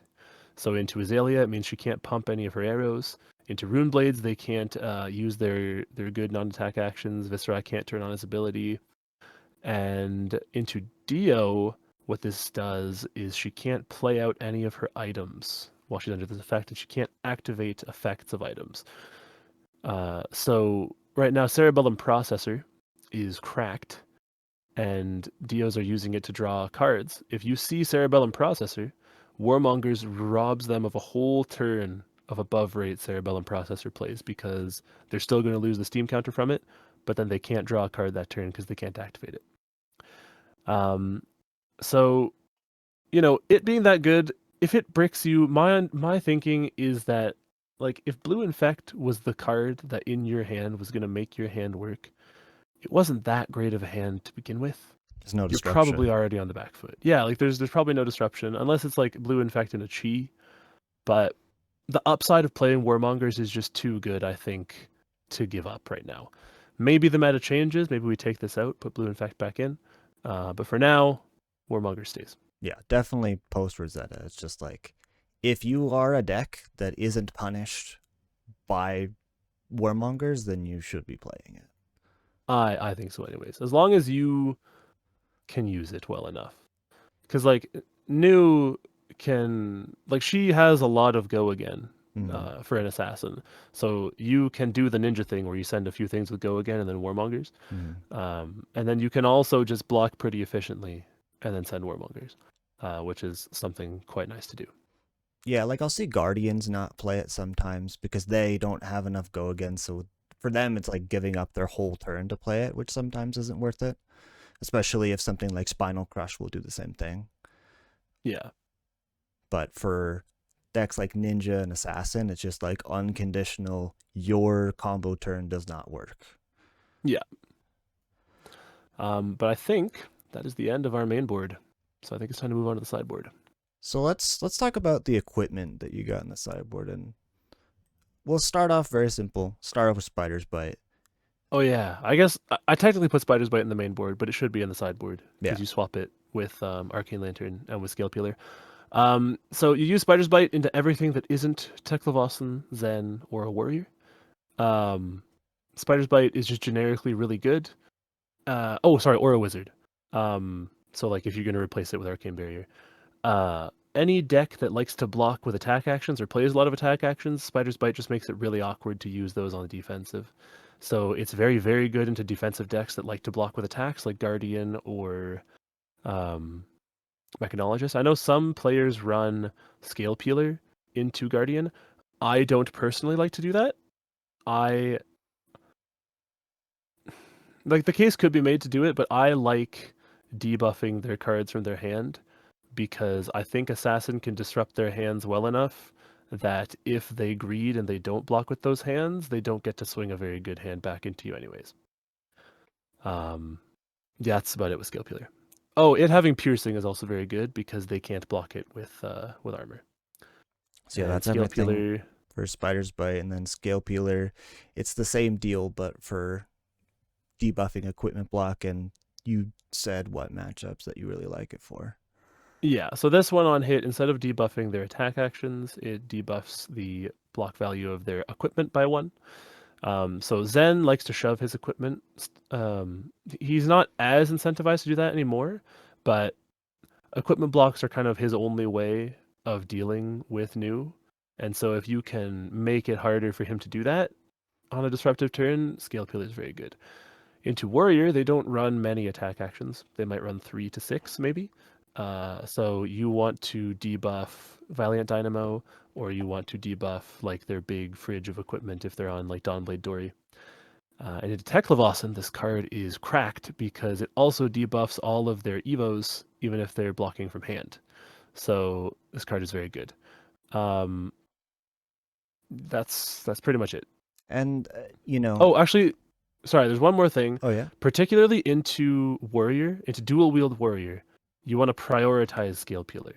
So they like to block efficiently with Valiant Dynamo and then refresh it. If you send Scale Peeler, it can't be blocked with Valiant Dynamo because it has piercing, and then it makes Valiant Dynamo block for 0. So it removes that value. Dual wield Warrior can be slightly tricky for new if you don't know how to play it well, but Scale Peeler makes the matchup a lot more doable. And I was just going to ask about the exclusions of Orbitoclast and Nerve Scalpel.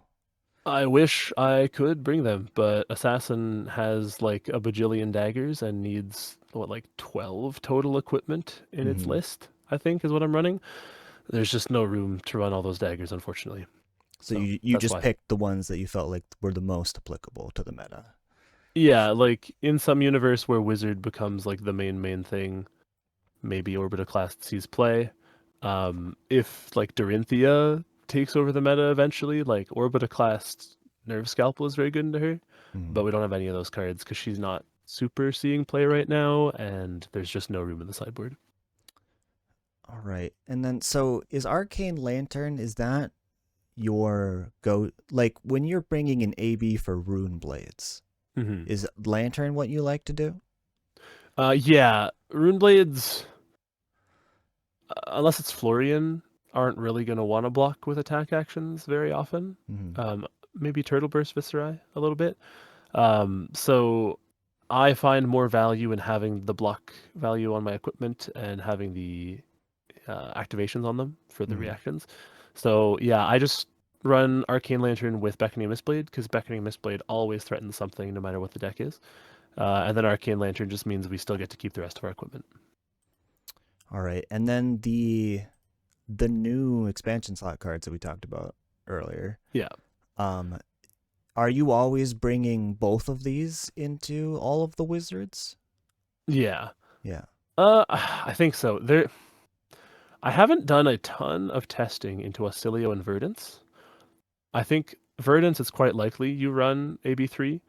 Oscillio, I think Mask of Recurring Nightmares is alright into him, based on how his deck works. Like, removing a lightning card from hand is very good into him, because it will reduce the amp by 1, which has effectively, like, defensively or like offensively saved you 1 arcane plus whatever that lightning card was going to do. So I might just run AB2 into Acilio. I need to test it more. But yeah, I run all 3 of these into Kano and into Verdance. Because Mask of Recurring Nightmares is not very good into Kano because he can just pitch away his hand in Yeah. response. And into Verdance, it can let her banish Earth cards, which we do run it into Florian because he likes to play like 1 or 2 card hands usually. But into Verdance, I don't want to risk like letting her get her hero ability online too early. So we just run AB3. And it having Spell Void 2 means you get to pitch a single blue to Ether Wildfire when Kano plays it, and then Spell Void 2, and you present 5 of that damage. So whenever Kano goes for his big pop-off, you get to prevent 5 of Ether Wildfire for holding just 1 blue. So these cards are very good. Yeah, this equipment like single-handedly made that matchup like pretty bad to like, oh no, it's fine. Yeah, like that and the book bannings means that Mhm. Kano can't stack us anymore, and then if he plays Tempo Kano, he has to pump his Wildfire so high or double Wildfire, and he has no way to consistently do that right now. All right. And then you mentioned this a few times, talking about the Flick Mist combo. What is the Flick Mist combo, and what matchups is that really important for? I think I mentioned it earlier, but you take this into Guardian and you take this into KO because those are the decks that are guaranteed to have good, high attack value blue cards you can play with New's ability. What Flick Knives lets you do is when you have 3 blue attacks in the opponent's graveyard, you activate New, you play one of their blue attacks, you use your boots to give it go again, and then on that first chain link, you activate Flick Knives, flick your Beckoning Mistblade. It will deal 1 damage, and it will be considered to have hit, which means your next blue attack that you play gets +1 and go again. So you've played 1 blue attack, you play their next blue attack with +1 and go again, and then you play the third one. So that is what the Flick Knives Mistblade combo does, because Flick Knives, once per turn attack reaction, you destroy one of your daggers, it deals 1 damage to the opponent. If it does that damage, it's considered to have hit. Decks that have, like, I remember our buddy Ben was bringing Battered but Not Broken into New, and I didn't get why. And then I went to do this combo on him, and then he Battered but Not Broken my Flick Knives, and then fizzled my turn. It was pretty rough. I think I still won that game, but like there are little things like that you got to be careful about. So right now, like you could say you don't need this because Guardian is a little terrible right now, but I fought Victor at my PQ, and it's still good into KO, who's not winning a ton, but at least in this area, everybody plays Brute. So it's just good to have into those matchups. So your game plan into those 2 is you can play a little bit more defensively and just try and whittle them down to about 20 life. And then if you do that combo, at minimum, if they have like, let's say 5 attack blues, the floor of it is like 5, 6, 5, which is like a 17 damage turn because of the Mistblade.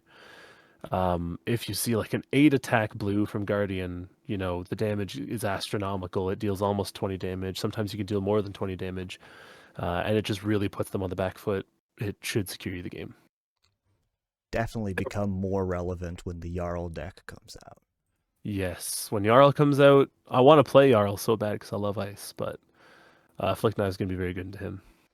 All right, and then the last equipment, Vambrace. So Vambrace is solely for Enigma. The reason you want this into Enigma is because Enigma has a lot of little word 1s that she wants to protect. Or use to nullify your daggers, and this says you are not allowed. What it does is once per turn attack reaction, you activate and pitch 1 resource. The next instance of damage prevention deals 1 less prevention. So what that means, it's not the same thing as like unpreventable damage, like with pick to pieces. What this means is if they have word 1 on board, it will word 0. So what they would do if they had word 1 and say word 3 on board is they'll just use word 3, it words 2, and they keep that word 1. So it won't get rid of both of them like pick to pieces would. But you use this in combination with your dagger swings or with Bonds of Agony to make it really awkward for them to know how to protect all of their ward, and to make them give you cards on your daggers. And it is very, very effective for that matchup. You can pitch one to make it block one, which I don't think I've ever done. No, I think I did it once against Michael Jasker at one of our armories because I was cooked either way, so I just like needed to block. But you know, if you're doing that into Enigma, it's very likely you've lost the game. Yeah. Yeah. All right. So that's the sideboard equipment. Mm-hmm. You've got some stuff that's pretty standard here, but you've also got some interesting decisions that not all new players have in their sideboard. I mean, pretty much just the Frailty Trap, I think, which Yeah. we'll get to. I'll start with looking for a scrap first, because I want to talk about that card. So, looking for a scrap, we bring into any matchup where we are the aggressor. So, as new, you want to have a good game plan into each deck, and you need to decide: am I trying to send big hands at them and be the aggressive one, or am I holding back, kind of waiting to set up a big combo with my disruption? With my disruption and with like News ability. Looking for a scrap is a 1 cost 4 attack, 2 block. But if you have a 1 attack in your graveyard, you can banish it to give this card Go Again. So it's just another instance of 5 Go Again. If you include this, Levels of Enlightenment and Enlightened Strike, that is 5 instances of 5 Go Again, which is, 3 instances of 5 Go Again, 9 total. I don't know where I got. No, that's because I said 5. But yeah, it's 9 instances of 5 Go Again, which makes the Enigma matchup tolerable. It's still not good, per se, but it at least gives you go wide turns you can use to threaten their Mira guys and their other stuff. You want to bring it in to Enigma, you want to bring it into Guardian to whittle them down, you want to bring it into Teklevossen to try and whittle him down. But you don't want to see this card when you have no stealths in your graveyard. So sometimes early it's beneficial to block with one or play one out to make sure you have fuel in your graveyard when you see it looking for a scrap. If it's a Flicked Knives matchup like Guardian, you can banish your Flicked Knife that you destroyed because it has 1 attack. It doesn't specify it has to be an attack action card, just a card with 1 attack. So that's just something to look out for. All right. One of the best reactions into some decks, Siren's Call. It's so good. It's very bad into a bunch of decks, but any blue heavy deck, this card is so good.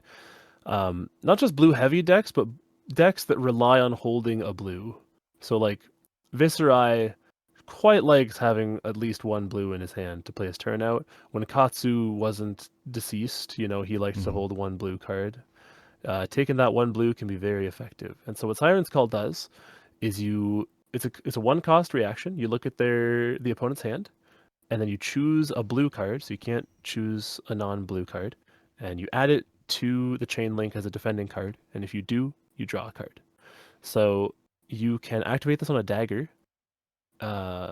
If you don't care about the dagger hitting, you can just activate it. If you did care but they blocked the dagger, you play Siren's Call, you make them overblock the dagger.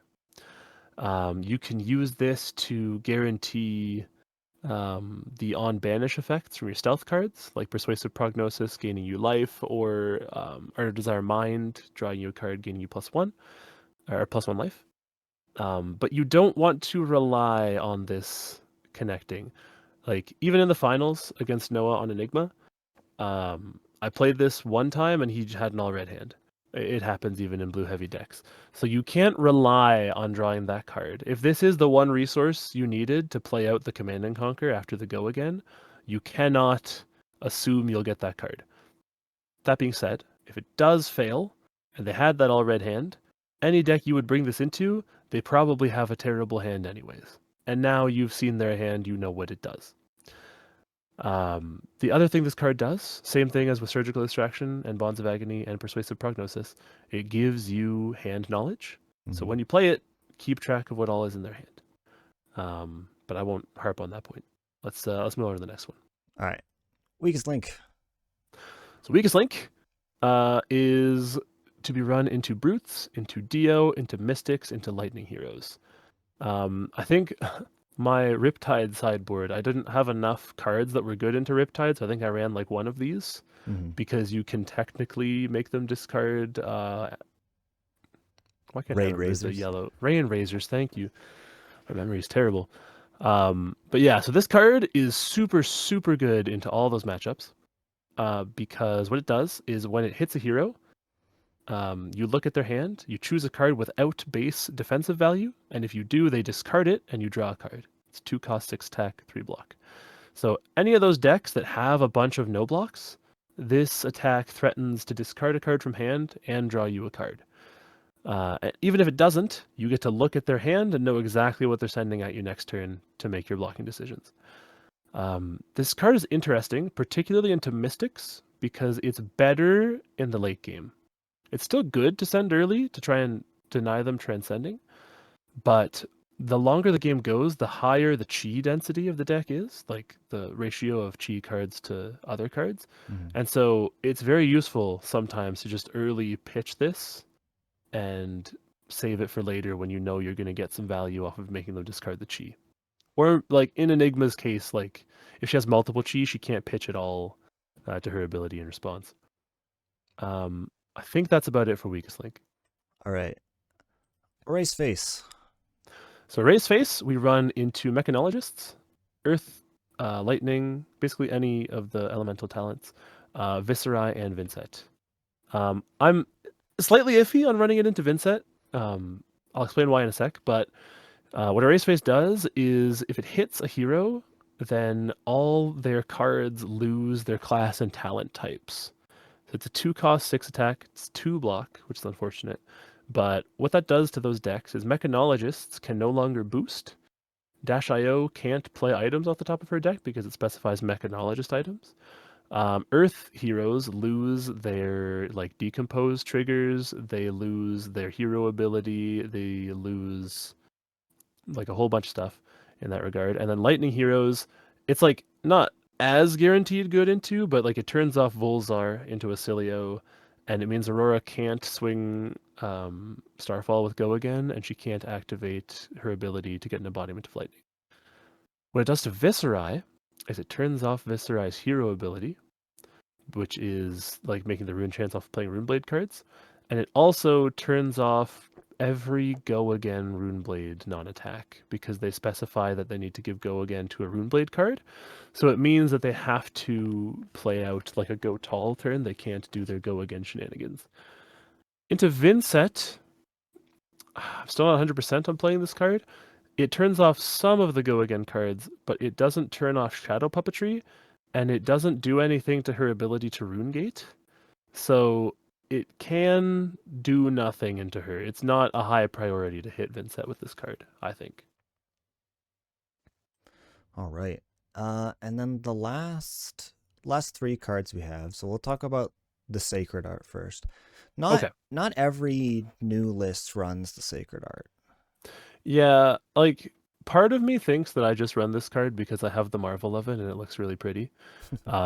But especially now with Count Your Blessings, this card is really good. So into a Count Your Blessings deck, even if you don't get to activate all 3 modes of it, well, okay, sorry, I should explain the modes. So what this is it's another Mystic Chi card, but this one costs 3, it's not a 0 cost.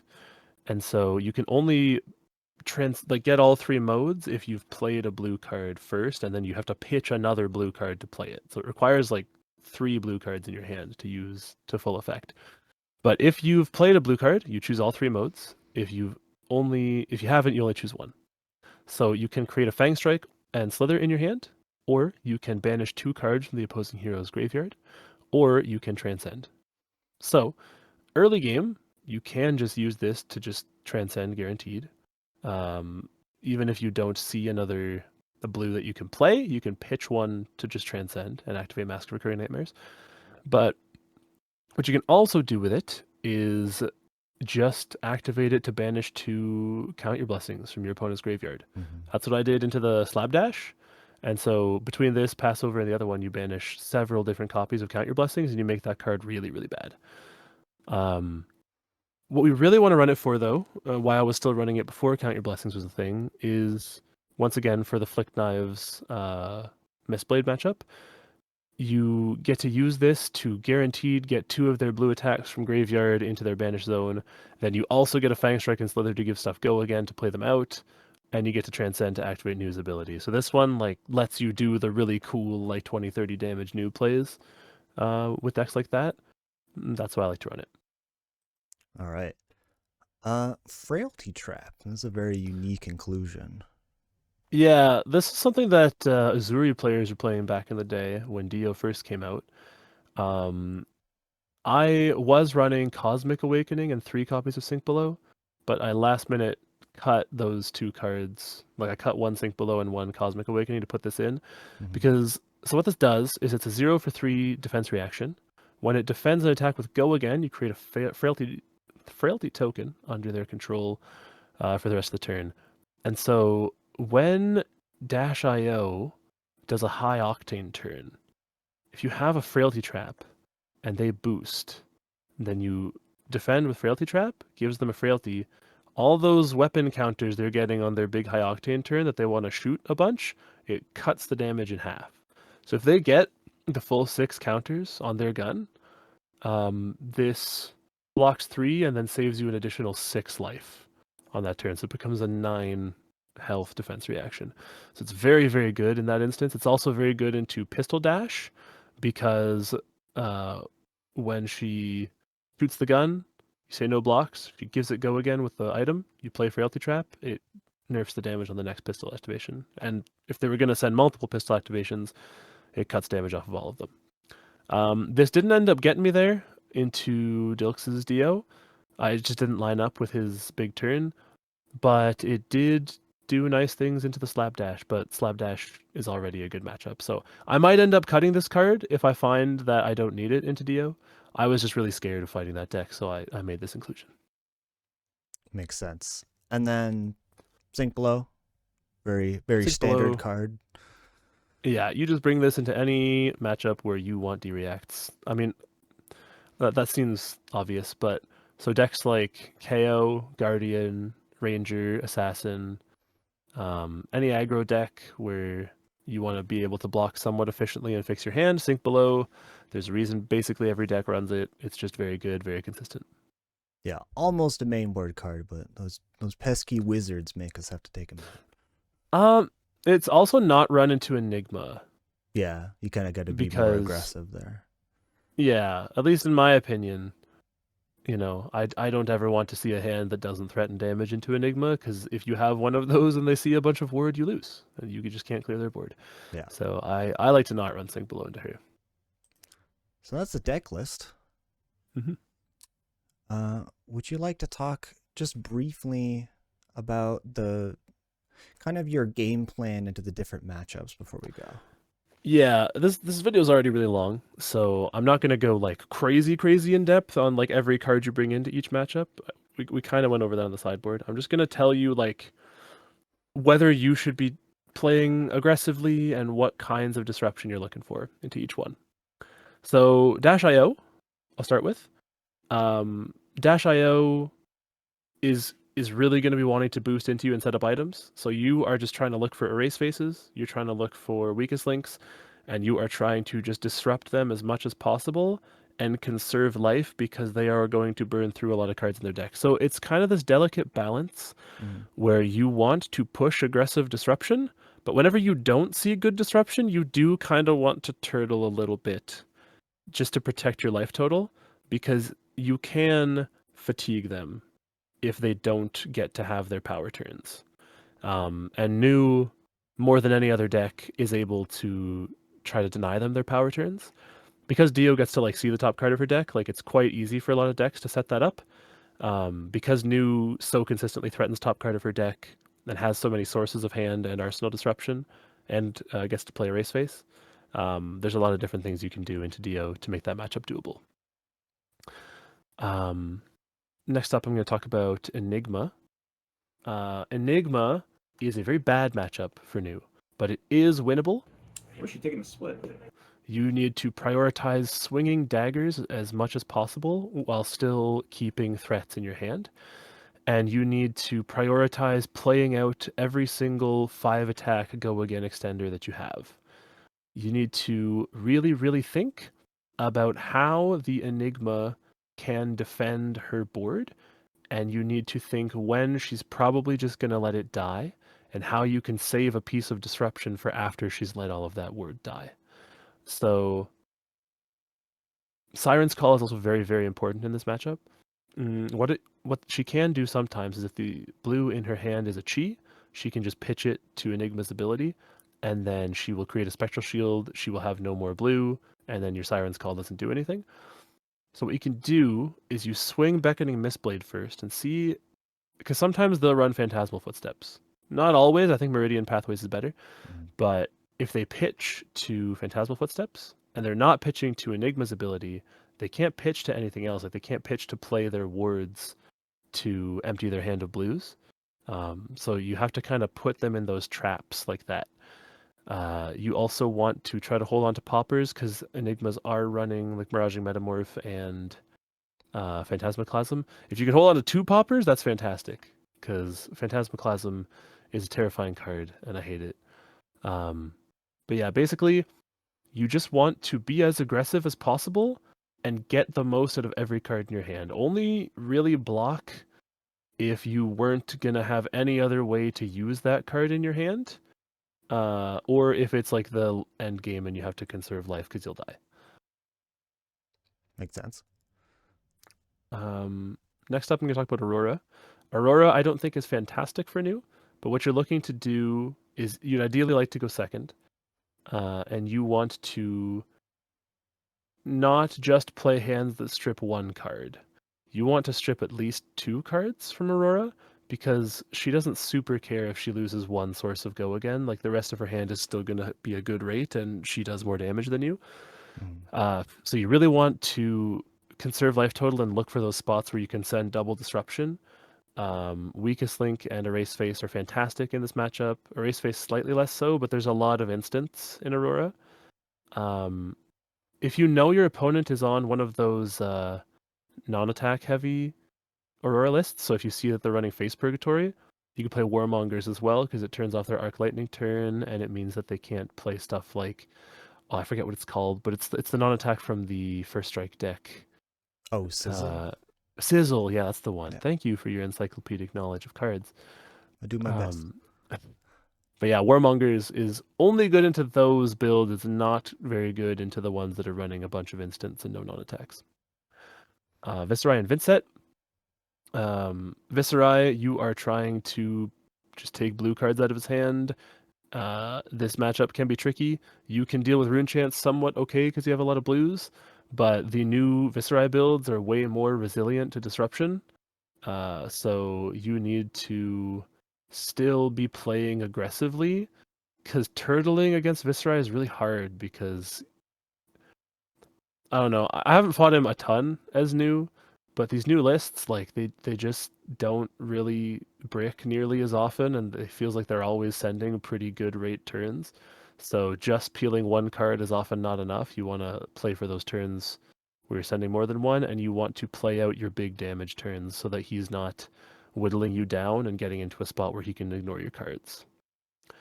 Vynnset, you want to be very careful about giving her free banishes with your stealth cards. She can use blocking one of your stealths with a Runegate card as like a second arsenal.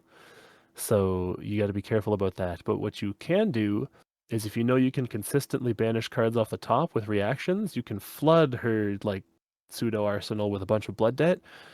And if she tries to set up blood debt into you, if you strip a whole hand from her, then she'll end up taking a lot of damage turn over turn. So you want to try and play for stuff like that. Warmonger is also quite good into her. And yeah, that's pretty much it for Vynnset. You don't want to turtle too hard. Only really block and pitch into Rune Chance when it's gonna prevent like a really important Runegate effect.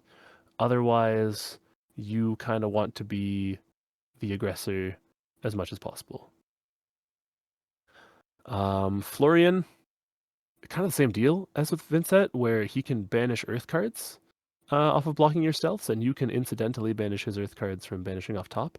So you have to play this matchup very carefully. But you're both very good, at least with most Florian lists, when the life totals are low, because Florian gets to do his like pitch to grasp, send Reaping Blade, or like the Looming Doom build of just sending 2 Arcane every turn. But I think a well played new, if you find that spot where you get to hold a big hand, and he's trying to hold on to 1 card, you can use your Mask of Recurring Nightmares, you can use Siren's Call, you can make it so he loses his ability to send that 5 damage, and then it just steamrolls from there. Zen, you want to deny him transcending as much as possible by playing Siren's Calls, by playing Weakest Links, by just stripping cards from hand as much as possible. You don't want to block him too much, but when you see a sink below, you can use it for that. You want to save your blocks for stuff like Ninja Player, help me. Is it Mauling Key? Yeah, Is that Mauling Key is the 1 for 5 that does 1 Yes. damage on hit. The 1 for 5 with the on hit, and the equipment you want to kind of save for blocking Biting Breeze so they don't get free tigers. But yeah, this is a very good matchup for you. Swing Scale Peeler when you need to send a big disruptive attack so they can't just block it out with equipment. And they run a lot of chi, so you have a lot of ability to just push your on hits through pretty easily. It's very difficult for him to block your Mistblade. And yeah, that's about it for him. Guardian, already went over it with the Flick Knives plan, but play somewhat defensively, whittle them down to about 20 life, try to get 3 blue attacks in Banish, and send them with the big combo turn. If you can't do that, and you're realizing it's not working out, you have to pivot to just disrupting the hell out of them as much as possible, and trying to keep them off of the big pummely hands, because those can really mess you up, and try to keep them off of their Go Again and their Cast Homes, or visit the Goldmane Estate. Went over CYB already. Slab Dash, she wants to hold 1 blue to pitch to all of her items. So you want to try to waste her time by making her block with the rest of her cards on stuff, and then banish that card out of her hand with Mask of Recurring Nightmares, or make her block with it with Siren's Call. Other than that, she is somewhat fatigable unless you are really unlucky and she gets to play out every single item. It's not like when she does that to Guardian. Assassin is way more proactive. You can strip that last blue from her hand, and then she doesn't get to send her, 12 damage thing, even if she gets all the items. So you just have to really think about trying to make them block as terribly as possible, and then see if you can find those spots where you strip the last card out of their hand. Spider's Bite does a lot in that matchup. Yes, Spider's Bite is very good too. Like, both daggers are fantastic into Slap Dash. And I don't think aggro dash is a thing right now. I think everyone's don't on think so. Dio. Yeah, so there's not much reason to sideboard into that, because if they do play regular dash, you can fatigue her somewhat for free, because she just boosts half her deck away, and you banish cards from her deck, and you just get rid of all of her threats, and then you chill. Rangers, Azalea is scary, but every card you get to peel from her hand is very good, unless she has all arrows, because every pump is +3 and then also an extra on hit. So removing that is very good. You want to block the arrows that you can block, right? So don't just tank arrows unnecessarily. But when you find the spot where you have a big double, triple disruption turn, and you know it's going to make her turn really weak, do that. All of your arsenal disruption is very, very good into her. Mask of Recurring Nightmares can be quite good, especially if you put her in a situation where she has to block the Command and Conquer, and then you banish the last thing in her hand. It can make it difficult to pay for the arrow in her arsenal, or to pitch to Death Dealer. Riptide, I've yet to fight the Trap Heavy Riptide as new yet. I've only fought these aggro Riptides. And I don't think that matchup's very bad for us, because I don't know, maybe I've just high rolled them, but I've just played my normal new game plan into them. I haven't even really worried about them playing the traps, because I just assume they're going to be on the aggro plan, and if they have the trap, that sucks for us, but they only run 3 traps, I think, just the legendary ones. So other than that, you just do the same thing. You just disrupt them as much as possible, peel every card from their hand if you can, and then, get to it. Yeah, and then your Warmongers is very helpful against the Rangers there. Yeah. Warrior, I kind of already went over with Scale Peeler. But basically, swing Scale Peeler to debuff their Valiant Dynamos. They don't have any blues that you particularly care about playing, but some of them specify just like a weapon attack, and so you can catch them off guard and use it with New's ability to buff your dagger. But other than that, they usually have a lot of defense reactions, so it's a very grindy game. You kind of have to semi-fatigue them by running them out of threats, and then just send a lot of go again. You want to be the aggressor as much as possible so they don't put you in those really awkward warrior blocking puzzles. Yeah, that's it for warrior. For Kayo, same thing as Guardian. Just block as efficiently as you can, whittle him down, send the big disruptive turns when you can. Bonds of Agony is usually very good into him because he has a lot of like 6 to 9 ofs in his deck that you can just like rip a ton of power out of his deck with. And then you have your nice triple blue attack, flick blade, flick mist, flick knives, mist blade play. So many words. And yeah, that's about it for KO. The other thing to be careful of, make sure you don't rely on an attack reaction that he can just easily use Scowling Fleshbag on. If he does that, you are screwed on your Bonds of Agony turn. So either keep an extra reaction or bluff that you have one, I guess, if you want to like just arsenal the card after. But never rely on like holding one reaction and pushing it over the edge. A good KO will always like sniff out when you're doing that and make you get rid of it. And always with KO, careful about falling to 2. You don't want to get reckless swinged. Yes, but you do love dropping them to 2 and then using a chi to play their reckless swing Aha. and kill them. It's pretty nice. I've done that once. It was pretty fun. The other brute that people play, I know some people are playing Rhinar, but I have not fought him yet, so I don't have any matchup knowledge on that. But Levia, I used to suck at fighting, and then Hayden Jensen, who also plays new and is one of our locals, he gave me a couple tips for this matchup, and they were pretty helpful. He basically told me just prioritize attacking with stealths to deny them graveyard fill, and give them blood debt. Banishing cards gives them a bunch of blood debt. If you don't give them 6 attacks in their graveyard early, then their like big hands become quite awkward to play out. There are some like call to the grave shenanigans they can do to fix that, but if you flood them with a bunch of blood debt and don't give them graveyard fill and then disrupt their big hands after that, once they do get the graveyard fill, it becomes very hard for them to come back from losing all that life to blood debt. It becomes hard for them to set up.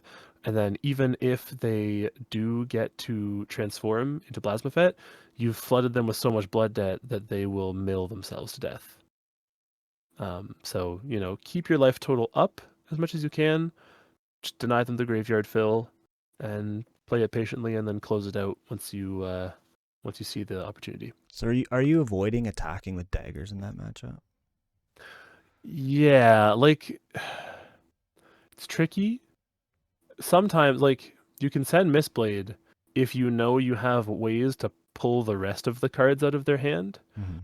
But if you just send a Mistblade and you don't, and then they get graveyard fill off of it, like you basically let them win that exchange. So you have to really think about every dagger swing. That's a good point. Boltyn. I lost super hard to Michael Metallo's Boltyn because he's cracked at that deck, but I've never lost to another Boltyn as new. Boltyn already has to IP himself to charge cards, and then you just make him take more cards out of his hand, and then it sucks. So basically just prioritize stripping cards from his hand as much as possible. You can, once you've played against enough Boltyn, pretty reasonably sniff out when they're sitting on Illumina in Arsenal. I typically don't almost ever block Boltyn until I see that they're doing Lumina, because that's like the only thing that actually pushes them above rate into our disruption. So, like if you're holding 4-card hands every turn, and they're sending like, Beaming Bravado or like Take Flight, just don't block it. Don't block a naked Raiden unless they have Spirit of Aaron on board. And yeah, just dismantle their hands, make them have really below rate turns, and be ready to block with your full hand when they send Lumina. And if you can run them out of Luminas, especially if you banish the Luminas or you kill them in their arsenal, the matchup is very, very favored.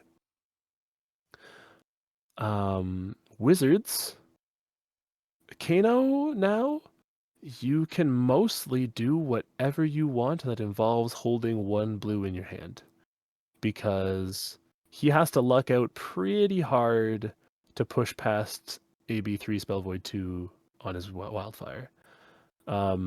So you can send go again attacks, you can be the aggressor. You don't empty your hand fully, but you hold a blue, and he'll start doing Kano stuff. You can AB it. You can Spell Void it when it's Aether Wildfire. Be careful not to use your Spell Void too early if he doesn't commit his equipment, because if he doesn't commit that equipment and you Spell Void, you lose. So make sure you're saving the Spell Void for when it lines up with his Stormstrider's turn. But otherwise, the matchup has become a lot better because of the new equipment. Auxilio and Verdance, I'm going to be honest, I've not tested enough into. I told you kind of my plans with them as far as sideboarding goes, but I just don't have the matchup knowledge with them. And then the last one is the Assassin Mirror. And this is one that I've played a decent bit. I've fought Hayden's new a lot, and I've had pretty good success with it, but it's usually because Hayden and I are on different new lists, and I think my list does better into the kind of list he's doing. Either that or he messes up a pitch stack or something. But the Assassin Mirror is Russian roulette or chicken, kind of, where you have to simultaneously not disrespect their reactions, but don't just give them full tempo, for them playing one disruptive card. Sometimes if you as the assassin player recognize the thing they're doing is only taking one card from you, and your hand can work no matter what card they take, just let them hit with the disruption, and your hand's better. Assumedly, if you're holding 3 cards and they played out a 2-card hand. If you're playing into new, Michael Jasker gave me this tip, which is you just run 1 Levels of Enlightenment instead of taking out all 3, because Levels is a really good card.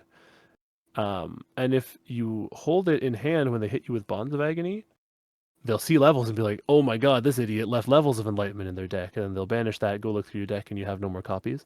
Mm-hmm. Them having 1 Levels of Enlightenment is not great for you, but it's not the end of the world, and it's more likely that you see it than they get to play it. But yeah, I think that about wraps up the matchups. All right. So that's our PQ winning new deck tech. PQ winning champion first place super mega giga swag. All of those deck things. List. Yes.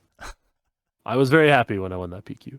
I am now, I saved the brag for the end of the video so I don't look like an egotistical jerk, but I'm now ranked 27 in Canada. Ooh. And I'm above a bunch of the players that I used to look up to and think were super, super scary and way better than me. And they're all very nice people, but seeing my name above them is a super surreal experience. Mm-hmm. So, it's just really good to have Living Legend points on my favorite deck and be succeeding with it. And I hope that if you watched all of this insanely long video, that it inspires you to go play new, enjoy her yourself.